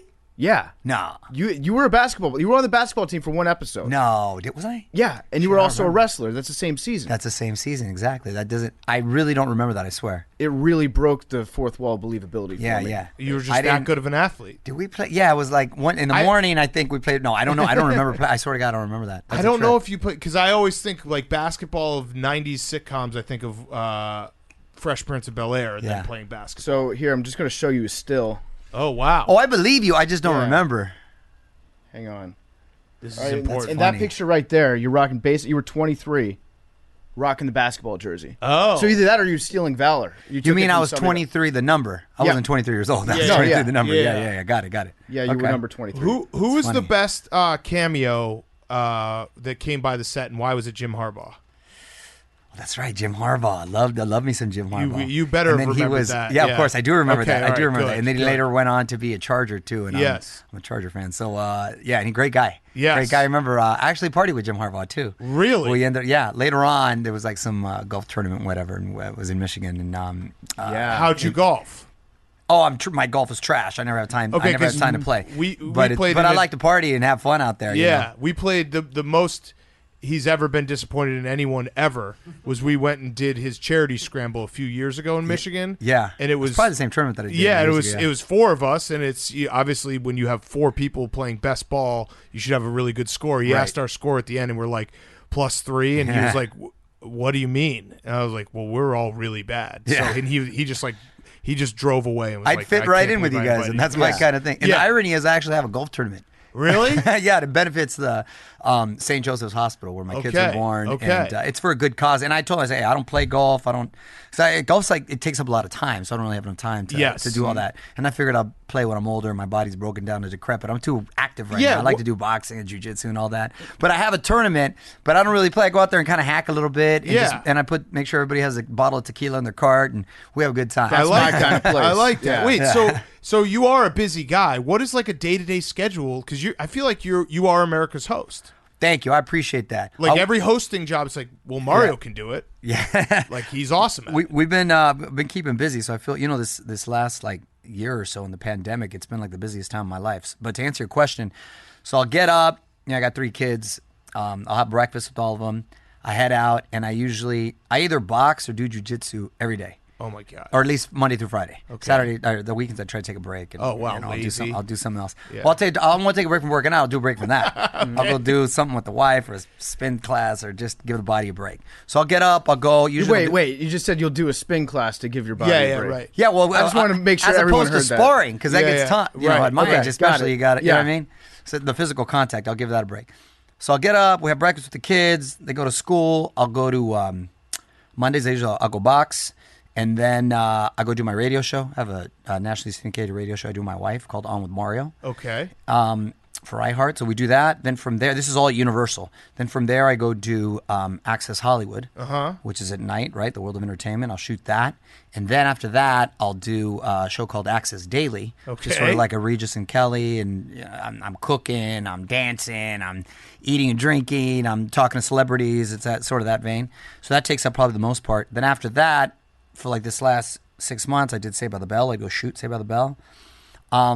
And then I had it to where they worked out my schedule to where I just shoot my scenes, and most of the time I'd get out of there to still go help coach my son's wrestling team. Oh, nice. And then I'm there for breakfast, and I'm pretty much there time for dinner. Nice. You know, once in a while I got a meeting or something I got to miss, but for the most part, you know. So, And then I'll squeeze like a Christmas movie in. Yeah, right. And all that. Right. So wait. Like Hallmark's calling. Yeah, I can knock that out. in an hour and a half. Right. So you hosting Access Hollywood, has it ever dawned on you? I'm sure it has, but like there are a bunch of women in America who are like probably in loveless marriages watching you every day being like, I love Mario Lopez.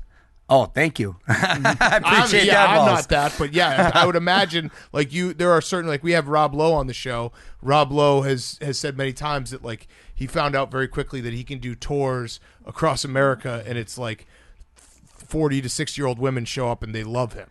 Yeah. I imagine like there's a lot of people watching that show like, I love Mario Lopez. Well, Rob's an icon, nice guy too. Yeah. And, yeah, I mean, that's my audience. That's my demo right there with both the radio show and with Access Hollywood and in the Lifetime Christmas movies that I do. That's all the same sort of audience. So I appreciate them. I'm grateful. Yep. You know, and You're going to keep working out for them. God bless them. Yeah. You always have like a good positive energy about you, which is why I think people invite you into their homes, and you're a good choice for hosting anything, really. Oh, thanks, It's like man. people like to see you. They get a good vibe from you all the time. But as an individual, you're a human being, and I have to imagine that there are bad days that you have. There are days where you might not be in a great mood, but you always like it's always cognizant that you have to be, you know, a friendly, warm, engaging personality. Is there something that you do if you're having a bad day? Like, how do you burn that off? I've always wondered that about people that work day in and day out doing these hosting type of shows. How do you get past that and move into a place where you can be the person that people want to watch on TV? Yeah, that's a good question. You know, for the most part, like I am a pretty happy guy. Not a day, because being a former child actor, like I recognize and have seen firsthand that a lot of people aren't able to make that transition or to be taken serious into work. So I thank God every day, and I don't take it for granted. And I've always had sort of that hustler mentality that when you don't grow up with money and you start making a little bit, you have two attitudes. You can either kind of be very flossy and kind of flaunt it around, or you can kind of keep it, be like, oh shit, this can all go away like that. And I'm going to save it for a rainy day. And I continue to have guarded optimism, even though being as busy as I am. So I think maintaining that hustler mentality, I feel very grateful for everything that I do. And I also love what I do. I love the world of entertainment. I love movies. I love TV. I love music. I like talking to people. And I like hosting, whether it's a national TV show, a radio show, or it's like game night at my house, or a bocce tournament, or just having people over. I like making sure everybody's having a good time. I like to have a drink, and you know, I like to make sure everyone's kind of having fun. So I essentially just kind of carry that over into my job. You know, there's sometimes you're fighting with the old lady or something like that, and you just got to be professional. Just kind of got to remember and take a time out, and then get your act together. It is an incredible skill. I think that hosting is one of those jobs that people take it for granted when they're watching it, because the job of a host is to make it look effortless. Right. You know what I mean? Mm-hmm. You, by nature, when you do your job well, everyone's like, I could do that job. But it really is like, I always watch hosts, and I'm always like, man, that's got to be tough. Like PFT said, just be positive all the time, be happy, like, because people invite you into their homes. They don't want to invite negative energy into their home. No, you're absolutely right. And I think it's got to be, you've got to be that person naturally. I don't think you can, if someone doesn't have that personality, then it's never going to work. Yeah. Because people are smart, and they can sense if you're being authentic or being organic in that way, and they'll catch on. So I think it's either in you or it's not. Yeah. Curveball, you owe your entire life to a witch doctor? Oh, damn, that's a mean deep cut right there. Is that true? Yeah, that's old school. Yeah, when I was little, my like my stomach wasn't fully formed or something, and I was born like 8.5, and then I whittled down to like 4 because I couldn't hold anything in. And the priest came and blessed me, and I was like a goner. But my dad, it sounds crazy when I tell the story, but my dad sort of kidnapped me from the hospital and took me to this like bruja, which is like a Mexican witch doctor down in Ensenada. And in Mexico, because I grew up right by the border, first generation kid, but my parents are old school. So they took me down there, and the lady had fixed my dad's leg that he thought was going to have to be amputated earlier because of some accident, but she ended up squaring him away. So he took me down there, and she had him mix this crazy concoction into this carnation milk and started giving it to me. And slowly I started getting better, and here That's I am. insane. It's crazy. I say it out loud. It sounds, I don't really I know, believe but it, I mean, that's kind of a cool thing to be like, yeah, a witch doctor Yeah, started this whole thing. Yeah, so I guess I'm a believer of alternative medicine. Yeah, I think so. Or a product I of it. am too, You yeah. can't turn your back on that. You should get a Carnation sponsorship. Right? Mario Lopez's witch milk. Yeah, has she ever hit you up and been like, hey, maybe some residuals here? No, I think she was quite up in years when I was a baby. Got it. Mm-hmm. But I mean, I would assume she can create a potion to keep herself alive. One would assume, Right? So she probably is still alive. One would Probably assume. a listener to the show. She's probably It's probably like, 200 Yoda, probably like listening to the Yoda show. right now, Yeah, just yeah. chilling out there. Yeah, long-time stoolie. That's The a witch pretty doctor. cool story, though. Like, that's It's a... a true story. I mean, my dad always shows me because he showed me when I was younger the bills that he spent trying to keep my ass alive. That's incredible. And all it took was one trip down to Ensenada. One trip down to this lady with her little, she put me on and rubbed my belly and did a whole thing. My dad says, I didn't believe him until my mom told me. My mom never listened. So Wow. they said, yeah, Incredible. it's true. And then, so by any measure, you've had the fact that you're alive is a success. It is, yeah. And you've had a great career since it. Has there ever been a time when you thought, like, acting's fun, but maybe I just want to walk away from it. Maybe I want to not be on TV for a while? No, well, coming out of high school, I was like at a crossroads because maybe about a year or two out of high school, because Saved by the Bell was ending. People were kind of looking at me just at that as that role, and it was hard to kind of get taken serious as an actor in other positions. So I thought the opportunity presented itself for my first hosting gig. I did it and I liked it, and then I thought, well, maybe I can kind of lean into this a little bit more. And I figured there are no rules, so why not try anything? So I started getting into hosting and got into theater and I started getting into a little producing. So I figured I've always, again, try to keep hustling these other areas, and I figured something might sort of work. And then I got the opportunity to work with Dick Clark, and we became friends. And he sort of took me under his wing, and I was constantly picking his brain, and he was awesome. And he always said, Mario, look at yourself as like more of a brand, and I think you should kind of focus on the hosting because I think people are going to like you, and you can be doing that for the next 50 years. And so I thought to myself, you know what? That's what I want to do. I want to be the Latino Dick Clark. I love it. Yeah, Yes. It's worked out pretty well. Were you ever on SVU or Law and Order? No, I wasn't. So if I ever meet Clark, that's Dick Clark. That's the first question I'm asking. Like, that's No, you're probably thinking why. you're thinking of Dick Wolf. Oh, Dick Wolf. My bad. My bad. Dick Wolf. Different Dick Dick. Wolf. I get my dicks confused. A legend too, but in another area. Yeah, but That's no, right. being the Latino Dick Clark, I think that's a lucrative career plan for sure. Because you Yeah. can do that until you get to basically decide when you want to walk away at that point. Hopefully, or you're like a Regis, or there's very few, but sort of along those lines. But at the same time, too, I still like acting, so I'm glad to do the show, and I'll do my holiday movies and this and that, and producing and doing the radio show, and I like wearing all these kind of different hats and stuff. So Yeah. When I check into a hotel, are you actually glad that I'm there? yeah, it's funny you mentioned that because more people talk to me about that Yeah. than anything. Yeah, I you're was always shocked. there. So it's in over 1 million rooms, right? So, and I started doing it like a couple years ago, and I'm surprised. I mean, I've had everybody from Oprah to Clint Eastwood to Charlie Sheen. Charlie Sheen told me he was so high one time that he saw me 3 days he didn't change the channel. He said, "Dude, I was zoned out It's for a like whole 3 weekend days." with Mario. Yeah, exactly. He goes, "I couldn't get out of the bed." I said, "For 3 days, I didn't change the channel." I mean, Because that's a was so wasted. testament to your ability I as was a like, host "Wow, right that's an there. awesome story." Yeah. It is. I will say, though, when I see you on my TV in a hotel, it's usually in a moment of frustration because I'm trying to figure out how to work the guide or whatever's going Right. on. Because when you show up in a Sorry. hotel and you're like, I just want to find ESPN. Yeah, and it's like the first thing that comes yeah, up. right. Yeah, exactly. Yeah, but that's okay. Yeah, that's actually a great thing to get your face out there all the time. Yeah, People- it's out there, and then all the athletes too, because they're always on the road. Baseball players and basketball players are like, "Gosh, damn, man, I see you Mario. all the time." Yeah. Fucking Mario again. Yeah, here, exactly. Dumb question. Was it tough to freeze when Zach would do the timeout?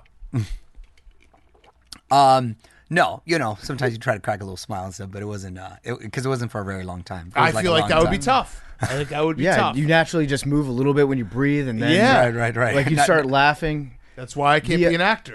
The Speed episode where Jesse got hooked on caffeine pills. That's right. That's an all-timer. I'm sure you've been asked about it a lot. I've always wondered if that had an impact on you guys as actors to stay away from drugs because she was so persuasive, and it was scary. It scared me as a kid. I was like, I'm never taking no dose. I'm going to stick to the good stuff like Adderall. Makes you skeptical even to have coffee, right? Yeah, exactly. yeah. Yeah, no, man, that shit was so silly. But it was a funny moment.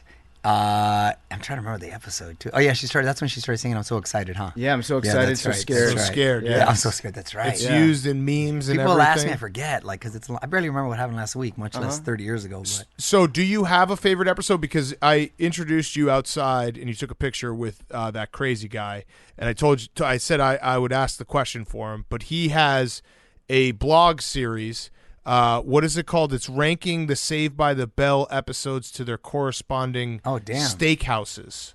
Now, he's only released one part of this blog series. That's why it might not make sense, because at the end he says the list is not final, to be continued.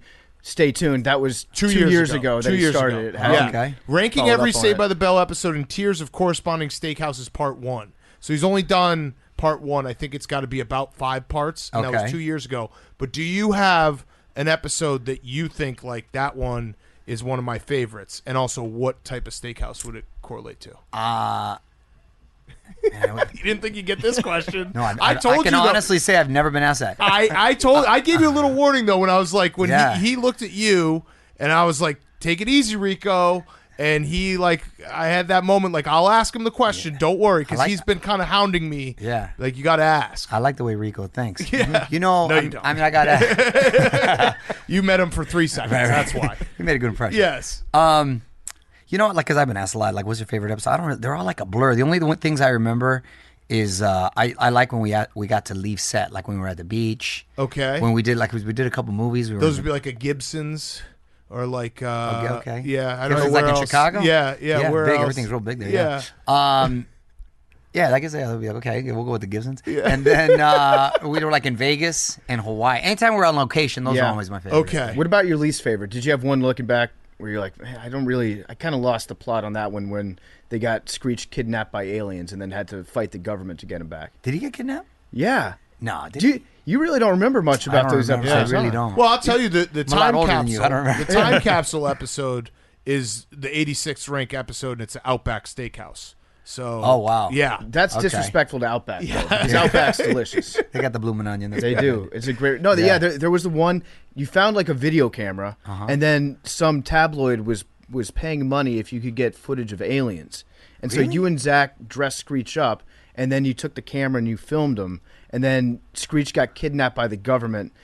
I don't. That was like a one-off episode. Yeah. Really? Yeah, that wasn't part of the canon. It wasn't part of the. There was no continuing storyline. On that one. What? So you mentioned the Chargers. Are you still a Chargers fan? Obviously. I am. You know, I stay pretty loyal to the soil. I'm Dodgers, Chargers, Lakers. Okay. Yeah, and how do you feel LAFC. about the Chargers? What's your favorite? Yeah, like what's your favorite sport to watch? What's the sport you watch the most? Boxing and MMA. Okay. Those are my favorite. I'm a big combat sports guy. And you've hosted some of these. Yeah, I've hosted a lot of fights. I used to host a lot for HBO.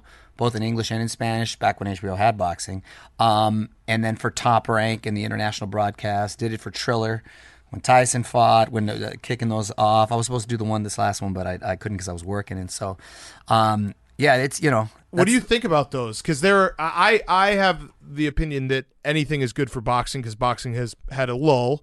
And, yeah, they're kind of sideshows, but, you know, Jake Paul, like, he's starting to get to be a kind of a real boxer. So it's like, I think it's good for boxing because it gets more people tuning into combat sports. I love anything that raises the awareness level of the sport. And I think it's, hey, listen, you got to be a certain kind of individual. It takes balls to get in there because as opposed to team sports, you're in there by yourself. You're completely vulnerable. It's one-on-one. It's the purest form of sport. There's no one to back you up. There are no timeouts.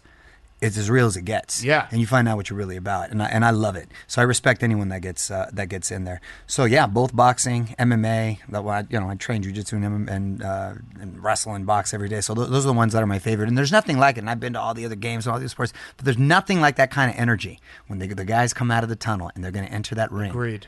It is like Caesars going back. And Big when fight it's night. at its best, it's awesome. Yep. Do you have rules when you train in boxing? Like, hey, stay away from the cheekbones, no nose shots. Yeah, I wouldn't be too popular at the gym if that was. No, but with headgear and stuff, and then got like certain winning headgear and stuff. No, I like the kind. You know, it's ironic because it makes me feel alive, but I probably should be slowing down at my age and trying to play golf and stuff. But I still feel like a lot, too much energy. But now, like, your body starts to portray you. So 3 years in a row. First year, I tore my rotator cuff. This was all sparring. Tore my rotator cuff, healed up. Next year, around the same time, tore my Achilles. Healed up. Very next year, tore my biceps. This is why you don't work out. This is why working out is overrated. Right. So, it's a very explosive, intense sport. But when you start getting a little older, you got to start to monitor a little bit. So I'm trying to wean off a little bit, do a little more jiu-jitsu because it's a little more passive. Our mutual friend, Jim Harbaugh, likes to say the human body craves contact. And I think he's right. I think that there's something about getting hit that feels good in a weird way. It can make you stop focusing on all the stuff that doesn't matter, because if you're sparring or if you're exactly right. You got to sport, be completely focused on locked that, in. no matter what kind of day you're having. That's exactly it. No matter how busy or stressed out kind of day I'm having, I get to check out, lock in, and just kind of escape for like a little bit. You have to, or else you're going to get your ass kicked. Yeah. Well, this has been great, man. We appreciate you coming by. Yeah, this is Saved by fun, the Bell man. on Peacock. I had one last question. I like to do this whenever we have a guest on. I just like to look what I've tweeted about that person. Okay. And I have one tweet where you're sitting next to Tommy Lasorda, R.I.P. We've had him on the Yeah. show. Legend. Legend. And I asked, hey, AC Slater, do you even have a penis, bro? How are you sitting like that? Do you see how you're sitting? I do see how I'm sitting. It's how I'm sitting right now. No, that's...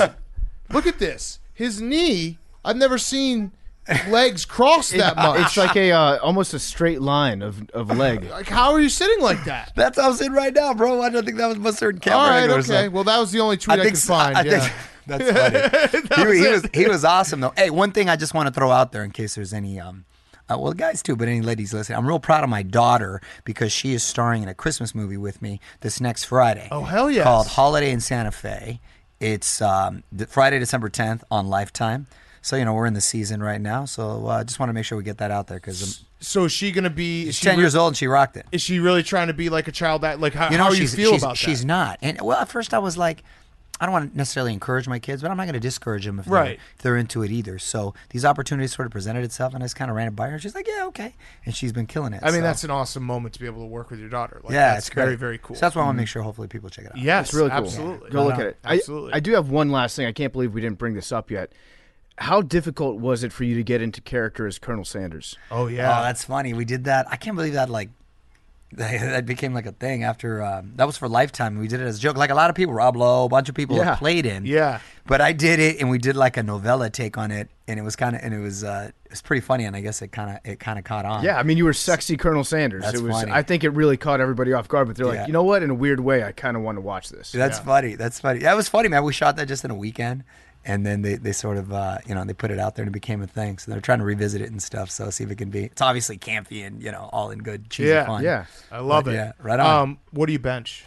Do you want to bench? Dude, I haven't lifted weights. I can't even tell you. Because everything hurts. That's what they all Everything's say. rigged up. So that's why I got to do this other stuff. I mean, Yeah. I don't want to call you a Who's pussy, hitting that but- right there? Who's hitting that? Oh, we hit it every day. We do. Yeah, we knock out like some sets of no big 25 deal. reverse Okay. pyramids. All Yeah. right. Just try to keep us, active all the time. Those are on our off days. We usually hit this. Yeah, All this right. is recovery for us. Yeah. Yesterday I think It's we not had a big deal. 405. Okay. Yeah, we're muscle freaks like So that. they call me meathead. I kind of agree with them sometimes, but you got to laugh at yourself. It is funny got having you in here and being like, oh, that's what maybe like I'd have that energy if I was just a little bit more positive and worked out all the time. Maybe, Exactly. but no. I'm gonna work on Instead, yeah, we're like 12 years younger than you, and we all look like shit. I've got 13 kidney stones. That's okay. That's okay. This is how you can live if you want to live like Mario Lopez. All right. Well, thank you, man. This has been awesome. Hey, thanks for having me, guys. Appreciate it. Mario Lopez is brought to you by our good friends over at Chevy Silverado. Shout out to Blake, who bought a Chevy Silverado. Tweet a picture at us. He had the cup of coffee. He confirmed that it was indeed true. He got a free tank of gas to top it off when you get a Chevy Silverado. If you're an award-winning listener, you know that the Chevy Silverado is the strongest, most advanced Silverado ever. It's a great truck. We love Chevys. We love the Silverado. They're sponsoring the Lowman Trophy this year, which is awesome to see. They're strong, advanced, dependable, and hardworking. Football season is in full swing, so you got to step up your tailgate game. A strong football season calls for the strongest, most advanced Silverado ever. It's football season. It's tailgating season. Don't show up to a tailgate if you're not driving a Chevy Silverado. Don't embarrass yourself. Everybody will love that Chevy Silverado, but if you pull up in the other guy's truck, I don't know. We might have to take that parking pass away. There's the primary tailgate. It opens with a push of a button on the key fob or from inside the truck. The inner gate folds to a large step so you can easily get in and out of the bed, and it's got an easy access configuration. The inner gate folds down, allowing you to reach farther into the bed. It can also become a desk or a surface for your tailgating meal. Check out Chevy Silverado, the strongest, most advanced Silverado ever. Whisper "Pardon my take" into their ear, and they'll give you $100 off probably. Cup of coffee and a full tank of gas. Okay, let's wrap up. We got Fyre Fest of the week. Hank. Oh, by the way, Jumpsuit January. Hank's wearing a. Are we putting those on sale soon? We're putting them on sale very soon. I think next week. PFT is wearing. This is a windbreaker. PFT. I didn't realize you were wearing that. Fire windbreaker. PFT has a jumpsuit. We got basketball jerseys. Whole bunch of merch coming out. Love just in time it. for the holidays. My Fyre Fest. No, it's after the holidays. No, but it's perfect for the holidays. No, like Easter. Oh yeah. Easter. Me and PFT's birthday. MLK Day. President's Day. Uh-huh. Valentine's Day. Selection Sunday. The first day of the tournament. Flag Day in June. Spring break. Hey, wait. Are they doing the same? This is a total sidetrack. Jake, are they doing the same weird schedule this year for the tournament? It hasn't been announced, so I think it's back to Thursday, Sunday. Until Things change. Good. 8 sites all around the country. You know what's going to happen? Amazing. Prediction for the future part of my take. We're going to get to that first weekend, and Big Cat's going to be like, "Can I say something?" Yeah, no. I kind of miss the scheduling from last year. I definitely do because did we not agree that it was kind of sick? It was. I don't recall. I just remember us all being mad because change. Yeah, right, but then it was Friday, Saturday, Sunday, Monday, which was sick because it was like, oh, we still have a Monday. Yeah. It sucked for regular people. For us, our job is pretty awesome that we can just watch it on Monday. And then it was Saturday, Sunday, Monday, Tuesday. Mm-hmm. So we missed it that Thursday and we missed Friday. the Thursday. Thursday and Friday. No, we Friday hated. existed. Friday existed. Yeah, but we missed the Thursday opening Right. weekend for the Right. NCAA tournament. But there were parts to it that were actually kind of awesome. Yeah. Because we had like Monday and Tuesday it's nice to be able to watch sports when you're in the middle of the wasteland. All right. My Fyre Fest relates to our song "At the Bank" with Benny the Butcher. Oh. Trying to get it on streaming services, iTunes and Spotify. It started by me being like, all right, I got this on iTunes and Spotify a couple days before the video came out. I realized that our previous songs were uploaded by office manager Brett, who no longer works here, so I had to track For him like down. 3 years. I know. So I had to track him down, get the login information, like submit the song and do all this stuff, and there's been like complications going back and forth, but it's signed up through Brett and like Robbie Fox, so every time there's been a hiccup, it's not been coming to me. I've had to go through like 3 different people, and I think I've submitted everything it's supposed to be submitted. They haven't sent anything that's been wrong, but it's still not up, and I think it should be up soon, but I don't know. It's been a while now. It should have been up last week. And so that's my Fyre Fest. I've just been waiting. Right. So you sound like a guy who's doing let's blame everyone, not myself. You sound like a coach. Mm-hmm. Listen, Hank's not concerned about the whys. I mean, I'm Big not the fucking Let's find out the whys. the why. You don't want to know the whys, Hank. Well, what do you mean? What? Why? It's definitely not my. No, I'm just kidding. It might be my fault, but it's really not my fault. No, I don't think it's your fault. It's everyone's fault. It's everyone's fault. Yeah. Everyone, including Matt Nagy. Yeah.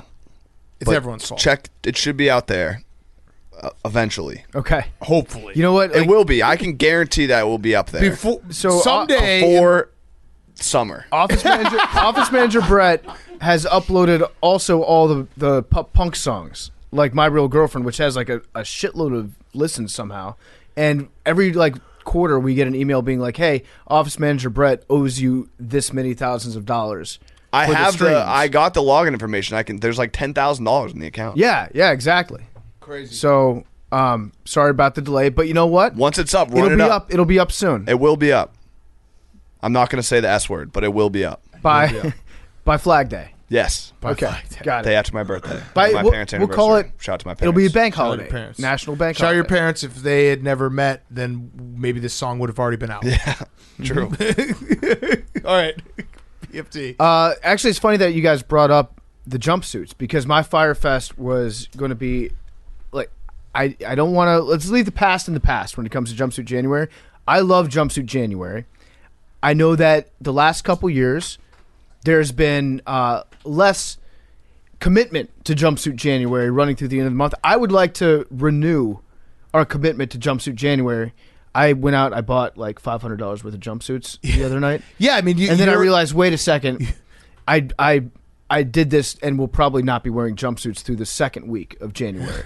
So, but you wear them anyway. I would do wear them anyway. Yeah, so that's your commitment is easy. It's your regular. We're coming to you. We're meeting your wardrobe. I would love. I will try very much for you guys to I will join try. me in jumpsuit January. I will try. I'm very pumped about it. It's your my favorite regular month clothing. of the year. Yeah. Yeah, you wear jumpsuits. No, I just usually. Yeah, instead of wearing jeans, sometimes I actually come into the office in November and I'm wearing a jumpsuit, and then I have to deal with everybody be like, "Whoa, it's not January." It's like, yeah, I know, this is just what I wear. It would. Yeah, if we did jeans January, that would be a difference for you. Yeah. Right. Would you guys? I would like to extend the invitation for you guys. I'll try. I'm going to try. Mine is relative on companies listening to this that are going to send us jumpsuits because when I moved, I got rid of a lot of mine because last year I bought you guys jumpsuits as a Christmas present and you basically spit in my face and never. I wore never it touched once. them. I wore them. You, Billy. Oh they no, say you this- bought it. You bought me like a 4XL, I and you're didn't. like, "Sorry, I couldn't figure out the size." That's not true. Yeah, it is. Billy, they stayed in our studio for like a year, and then I was like, Billy, take them. So someone at least wears them. I actually have a huge collection of jumpsuits. I'm very rated. Yeah, This is because only they're my all the ones I bought for Big Cat that he never wanted. 4XL. I would like to wear. You know Billy. what? How about this? Let's wear different. If different colleges are out there listening to the show, why don't we just wear different college jumpsuits every day? Sure. The pile's boned up right now. I mean, this is gonna. Yeah, this is a Pile's future. bricked up. Like this is. You just signed up my pile to get way, way bigger, but that's fine. We can do it. I can't sit at my desk. My pile. I know, and it all just travels underneath. You There's a also, current if we're underneath. not, I'm not going to get like contentious here, but I want it's. You say it's your pile. I sit there, so your pile comes into my pile. I have said many times I want to clean my pile, I will. and then We you can charity clean it. shame me. We do. We got to charity it. We got to do a charity. So whether we do it before or after, I don't know. It is actually due. I'm down. I have been the pile down. is ready to go. I have been for down charity. to clean for a while, and I'm like, hey, Vic, I'm going to clean my shit, and you're like, no, you can't. Charity. Because charity. Yeah. It is true. Charity. I mean, do you want to not? You want to spit in the face of charity? I just want to like somewhat Like clean. all these desk like area. like Timmy and Tommy at the children's hospital who are fighting cancer. Sorry, we couldn't save you because Hank wanted to clean his desk a little bit. Whatever happened to shout out orphans, Hank? Shout out orphans. Why don't we donate? Sacrifices have to be made sometimes. Why don't But we- yes, I'll try jumpsuit January. It's just there's times when it's like it sucks to have to wear sweatpants when you got like a meeting or something. That just sucks. But I'll do it. I'm in. I would not want to be in a meeting with anybody that would look down on me for wearing sweatpants in that meeting. Okay, that's easy to my say rule. when you wear sweatpants all the time. Yeah, I established the run, Big Cat. I know. I know. I will try my best. Okay. I gotta fucking. It's fine. I'll show up every day. I already get judged because I don't wear a mask outside to drop off my son, and my son is an anti-masker. I already got problems. Whatever. He does. He doesn't want to put on a mask. Everyone looks at me like, God damn it, you're a terrible person. So I'll just add a jumpsuit to the mix. We'll just have Billy explain to him the importance of always wearing a mask, even when you're in a car by yourself. It's outside, by the way. It's outside. All right. My Fyre Fest it's a weird one, but I'll explain it real quick. So Clogged another toilet? no, No. you know it is. Someone died. Oh, yeah. That's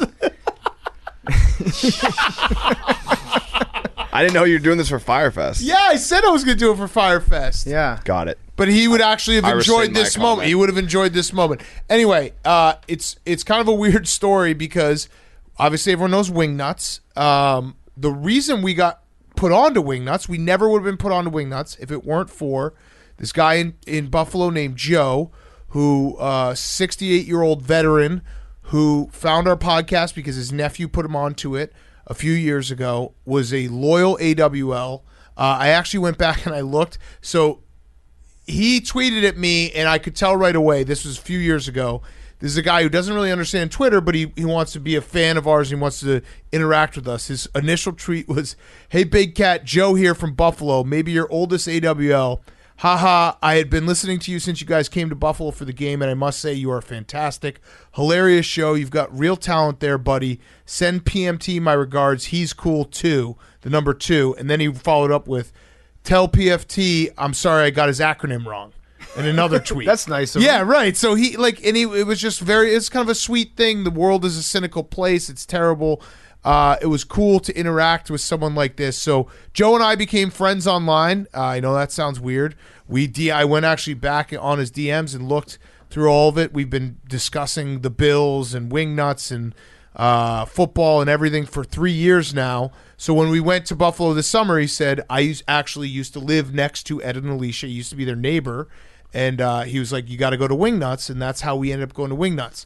Unfortunately, Joe was sick. And I got news on Tuesday that he passed away, which is very sad. But he did. The last message I sent to him was a picture of us with Joe or Ed and Alicia and the Wingnuts check, and he was like, "This makes me so happy. Thank you so much. They really appreciate it." And then he passed away. I think he was fighting cancer, but he is a guy that has had an impact on this podcast because we wouldn't have had Wingnuts. We wouldn't have had what's happened from there. So, Joe, actually, in a funny little twist, you wouldn't have clogged that toilet on Monday. Correct. If it weren't for Joe putting you on to Wingnuts. Yes. So Joe has had his nephew reached out to me and told me about this, that he passed away, and he said that he loved the show and that he always dreamed of one day being on the show. I mean, this is him on the show. So Joe, legendary AWL, had a big impact on the show and big impact on me because I talked to him all the time via DM. It was very funny, very innocent, like, hey, it's nice to have a relationship like this where people just converse, and it shows that our listeners are truly part of our show.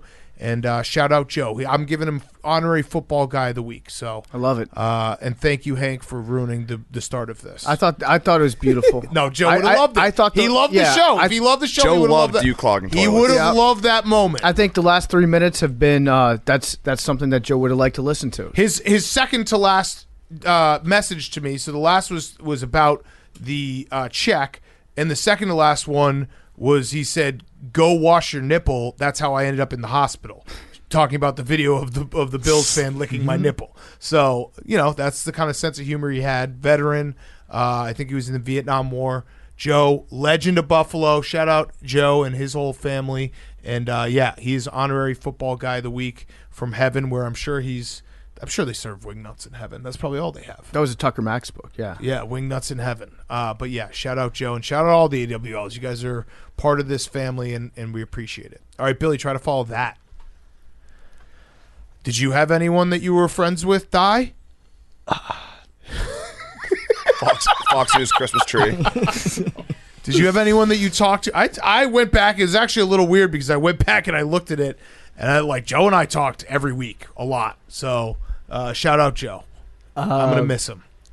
The new iOS update sucks. Yeah, that's tough. It's too fucking the notifications are too small for my fat thumbs, so I can't get good press on them. Wow, Bill, you had a really hard week. And I'm out of shape. I haven't worked out since Thanksgiving. I sort of now in that limbo where it's like, do I let it ride till January 1st? Yeah. To really get it going? If you don't get back on that horse right after, like the day after Thanksgiving, you're just saying, you're punting to the new year. Yeah. I'm eating more right now. I paid a trainer for 3 months, hurt my back, and just lost all the progress. Mm-hmm. Yeah. Jeez. Is she disappointed in you? Yeah, I've kind of been ghosting her, to be honest. No, you gotta. This is total no man's land. You can't if you're not working out right this second. You gotta wait till January. Because 1st. here's what happens if you don't work out right now. Well, let's say best case scenario, you start working out again. Right after Christmas, you're back to where you are right now. There's really no net gain that you can have. You might as well just fill up the tank, and then put on mass. And then you start working out after New Year's. And then you've gone so long since working out that you actually do start to see progress that you won't be disappointed in. I almost want to pretend I have a fight, like February Super Bowl, and just like you could train. Pretend. Well, and it's a little late now. Hank, but you're like, trying to it's get great. back in shape? Yeah, big guy wants us to fight really bad. I know. It's I kind want of Billy and awkward. Hank to fight at Rough and Rowdy. How incredible would that be? Oh, here's what we do. If Billy was like 3 inches shorter, I would consider it, but it's just not. We schedule a secret Rough and Rowdy. We don't tell them about it. And when they both finish in second and then last place in the picks contest, then they will naturally want to fight by the time they get to Los Angeles. They just both have independently said they'd like a motivation to get back in shape. It's like, well, If Billy was shorter, I would do it, but he's PMT not. Civil War. Joe would have loved to see that. But it would be fun to spar. Are you not going to honor a veteran of you as Sparring a veteran? is fun. A veteran who just passed away. That was his last. Actually, wait. So he said, licking your nipple. You should go to the hospital for that. And then he said, you know what I'd really love is for Billy and Hank to fight. That's his last wish. Yeah. Maybe that means he wants us to team up against like you two. No, we could do I a don't think- I don't team. think I don't You think two. wanted Oh. that. Like me and Billy versus you and No, PFT. Billy. He said Hank Hell in a and Cell. Billy fight each other in Rough and Rowdy. Me, Billy, and Bubba versus you, PFT, and Jake. cage match. That'd be sick. Yeah, I bet it would. I bet Billy would actually try to kill us. Yeah, he would. Absolutely. I'd kill him. You know what? I think I would kill you. I'd bring a gun. What if no you- one would know. what I'd if- just take a gun out and be like, haha, fucker. What if we did Jumpsuit January and you guys did Jacked Up January? So actually, this was what my plan got derailed because I wanted to do, since it's gonna be jumpsuit January, like we're gonna be in workout clothes. We might as well just be trying to work out. But then you like, got to every change day. into a new jumpsuit. No, but it's just like man's agreement now. Like it becomes like more like a locker So you work room. out in your jumpsuit, you walk around with your sweaty jumpsuit all week? We do it like right before we leave. So like Jumpsuit January isn't that bad. You go to the gym in your jumpsuit and you've got a t-shirt and shorts on underneath the jumpsuit, and then after you're done working out, you put a new t-shirt and shorts on, and then you put the jumpsuit back on. So I it's will not get bad. back in on jumpsuit January. I'm like Hank. I need jumpsuits. I have no jumpsuits. I've gotten rid of all my jumpsuits. I don't own jumpsuits. I need jumpsuits, but I will get back in.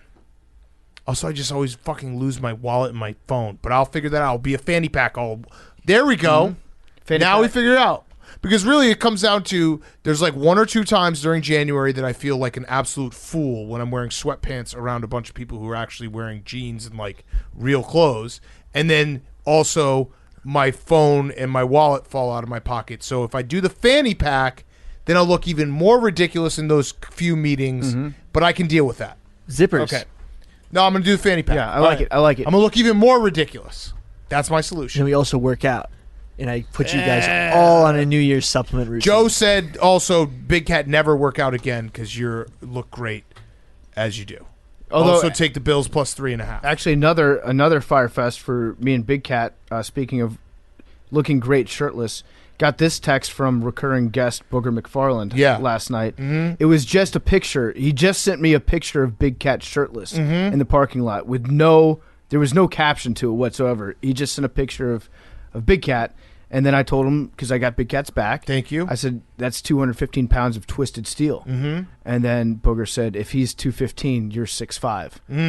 And just, there's no coming back from that. And what was my response? Booger, you're a fucking pervert, dude. Just ask me out on a date because you have a picture of me shirtless saved in your phone. If, the first one is free, the next one's going to cost you. I think you he want to said- come lick these nipples? Come on over, Booger. You know where to find me, baby. I think he said you're Popeye's biscuit away from becoming a left guard. Beautiful. And he would like that. Mm-hmm. He would like that. Take me out on a date, Booger. Can't just fucking walk around with pictures of me topless in your phone. Jake. So on Tuesday, Joe also said, did Jake ever apologize for being so wrong about the Wisconsin on Badgers? 6 straight episodes of the Barstool Bench Mob, go ahead and subscribe. And Joe said, I can't believe they beat Indiana last night. Yeah, I apologize. As much He's as I already can dead, apologize. so that was a joke. Yeah, I understand, but you wanted to know that From too. heaven, you said that. Yeah, from heaven he said that. On Tuesday, I went to the Jimmy V Classic to see Syracuse. It was pretty wild. I posted my picture of where I was sitting, and I just got nosebleed shamed the whole night. Oh, you can't do that. Yeah, you can't do Meanies. that, dude. Dude, Wait, what'd you say? Meanies. Meanies. Yeah. No, the nosebleed shaming, it's not even, you were in the nosebleeds. Yeah, I know, but it's You not were even higher than the nose. Yeah, it's- okay, but you were like, on the moon. You couldn't I even was see fortunate the actually- to be there you with were- my Syracuse friends. You were sitting next to Joe. You were watching holding the game. rafter Yeah. like past your head. That's so how you can fucking high see. up You were, yeah, the Yeah. nosebleed looked up at you, and they're like, look at the freebase section up there. So you deserve to be nosebleed shamed But just because that's what the internet does. Yeah. But the thing that bothers me is the internet will do that when you're sitting like in the lower level. They'll be like, "Oh, you're Why are far you on the away." floor? Yeah, like what? Well, yeah, there's, Not all of us can sit on the floor all the time. there's no perfect zone, but when you sit on the floor, it's like, wow, look at you. Oh, sitting rich on the guy, floor, yeah, right. No longer a man of the people. right, it's a lose-lose. I think the fifth row. Fifth row is still row. like a little too close. I'd say, yeah, like maybe 15th row is perfect. You had the Blackhawks video, right? That was the top. Yeah, that row? was all the way in top. But that's also the Stanley Cup. Yeah, that Well, was. this is a Jimmy V Classic, just as big. Those games sucked. Yeah. Oh my It was fun God. though. The old Big East is back. Tough to For a watch night. in terms of bad. In Like terms that was, of excitement, Hey, you got to game watch two. on like a 80-foot screen. No, Yeah, I got that's to see true. Buddy Boeheim, Jimmy Boeheim the third, and Jim Boeheim all on the same floor. Also, you're at the Mecca, so Yeah. tickets are probably more expensive there. Exactly. Plus, when you sit high up, you get to see all the action on the court. Also, our group of friends, it was like we were in a suite because there was no one behind us. We just all got like rowdy and stuff. in your group. It was like being in a You got rowdy. What'd you do? I didn't. What'd you do? personally. What'd you get rowdy about? I didn't do anything. I was speaking as a group. Tarps off? No, nothing crazy. Booger would have liked that. Yeah. Yeah, I saw your group of friends. You guys, Bunch of killers. I just love you, Jake Marsh. Like I love you. I love you as a human being. I really do. You're the sweet essence of sports in the purest form. I want to see your picture. Where can I see Jake and the boys getting rowdy? It's on it's Yeah, on it's Twitter. too I late on retweeted his- it. He might have tweeted. Yeah, Okay. they got. You could tell they got rowdy. Yeah, A let me rowdy see. bunch. It was a good time. Great to see They them. look like a bunch that like. You can say whatever you want. All right, so I'll just say like Kim Kardashian could walk by, none of them would notice. Mike Lupica walks by, they fucking stop in their tracks. That kind of bunch. Let me look Oh, here. yeah. Big Chase, you guys are just journalists through and through. Oh yeah, you guys look. This is the sweetest group of guys I've ever seen in my life. Great, Like it's great a guys. good friend group.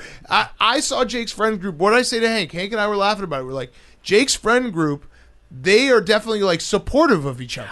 You know and they what- like Of course. pump each other up. You know what this is? This is. Did you see that episode of Seinfeld where they met Yes. the Bizarro group? Yes. Yeah. This is the Bizarro group of Pardon My Take. Yes. Except they're all super nice to each Yeah. other. And like, oh man, George, that's too bad that you're going through that right now. Yeah. Like, they don't make fun of each other. Like, dude, I don't think your fantasy team has been that bad this year. That kind of stuff. And I like it's nice. Yeah, I I watched their broadcast. They watched mine. Yeah. I was fucking tuned great. into Virginia Tech Cornell on the ACC network last night. I'm being totally honest right now. Like I that's why I love you, Jake. I love this dude in the front wearing the Big East Conference shirt. yeah, It's back. Yeah, baby. it's back. Yeah. love it. All right, good group of friends. Maybe we'll get them in sometime. Just get Yeah, rowdy maybe. with the boys. Yeah. All right, here we go. 88. Numbers. 81. 18. 6. Bull Sharks have the highest testosterone levels. 8. 69. Of all the sharks or all the animals? All the animals. Is that true? Oh, 39. I was hanging on for dear life. Danny Woodhead. Fourth time. Love you guys.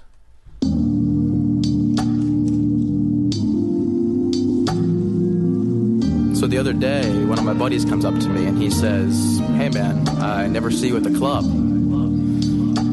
I look this fool dead in the eyes and I say, "Hey man, I never see you at the bank." And that's real.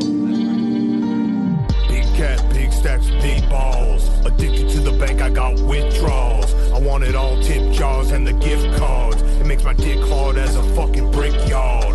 Blockchain password on my SIM card. So much money, shit's as nutty as a cliff ball. Rolling through the Guggenheim, smoking on dang. I'm suited for this shit, call me Joseph A. Bang. Welcome to the Andes, it's a personal mint. PFT denominator, fucking dollars and cents. With an army of tellers, reading art of the deal. They see real big chicks, call me General Mills. No time to feed the baby, that kid ain't gon' pay me. Jesus talking about saving, got that prince like I'm Haiti. You're eating the rich, I eat away at my loans. Sip the 1% milk and grease in my bones. I'm at the bank, moving money, making record amount. I'm at the bank, chilling, checking on my checking account. I'm at the bank, I'm at the chase while you're chasing the clout. Snorting lines of credit while your debit just bounced. I'm at the bank. Deep pockets, deposits, 4 checkbooks, 2 money clips, and 3 wallets. I need profits, green calling my phone. This cash is bugging you, wishing I would leave you alone. Yeah, 1180 on my credit rating. If I get to stand on this liquid cash, it's like I'm levitating. Get in line or you could get declined. They said that life's about balance, so I'm always checking mine. Bank of New York, I just made the call. They said I gotta get my own safe installed. You getting jealous cause it's not your fault. Goodwill hunting, son, it's not your fault. Running with the squad like we flash mob banks. Might pull up with celebs like, is that Tom Hanks? Checking on my funds is fun for me. Hit so many branches, think I fell out the ugly I'm at the bank, moving money, making record amount. I'm at the bank, chilling, checking on my checking account. I'm at the bank, I'm at the chase while you're chasing the clout. Snorting lines of credit while your debit just bounced. I'm at the bank, moving money, making record amount. I'm at the bank, chilling, checking on my checking account. I'm at the bank, I'm at the chase while you're chasing the clout. I'm at the snorting lines of credit while your debit just bounced. I'm at the bank. You know, one of my favorite places to go is the bank. And now I'll never see y'all there. Yeah. 10 a.m. pulling up at the bank in the bulletproof truck. I call a no limit tank. Hammer in the glove compartment, dollar signs on the plates, and the chick who gon' swallow depending on what you make, yeah. In my city, they respect me like they held Pablo. The IRS gotta chase me out of Wells Fargo. Get it?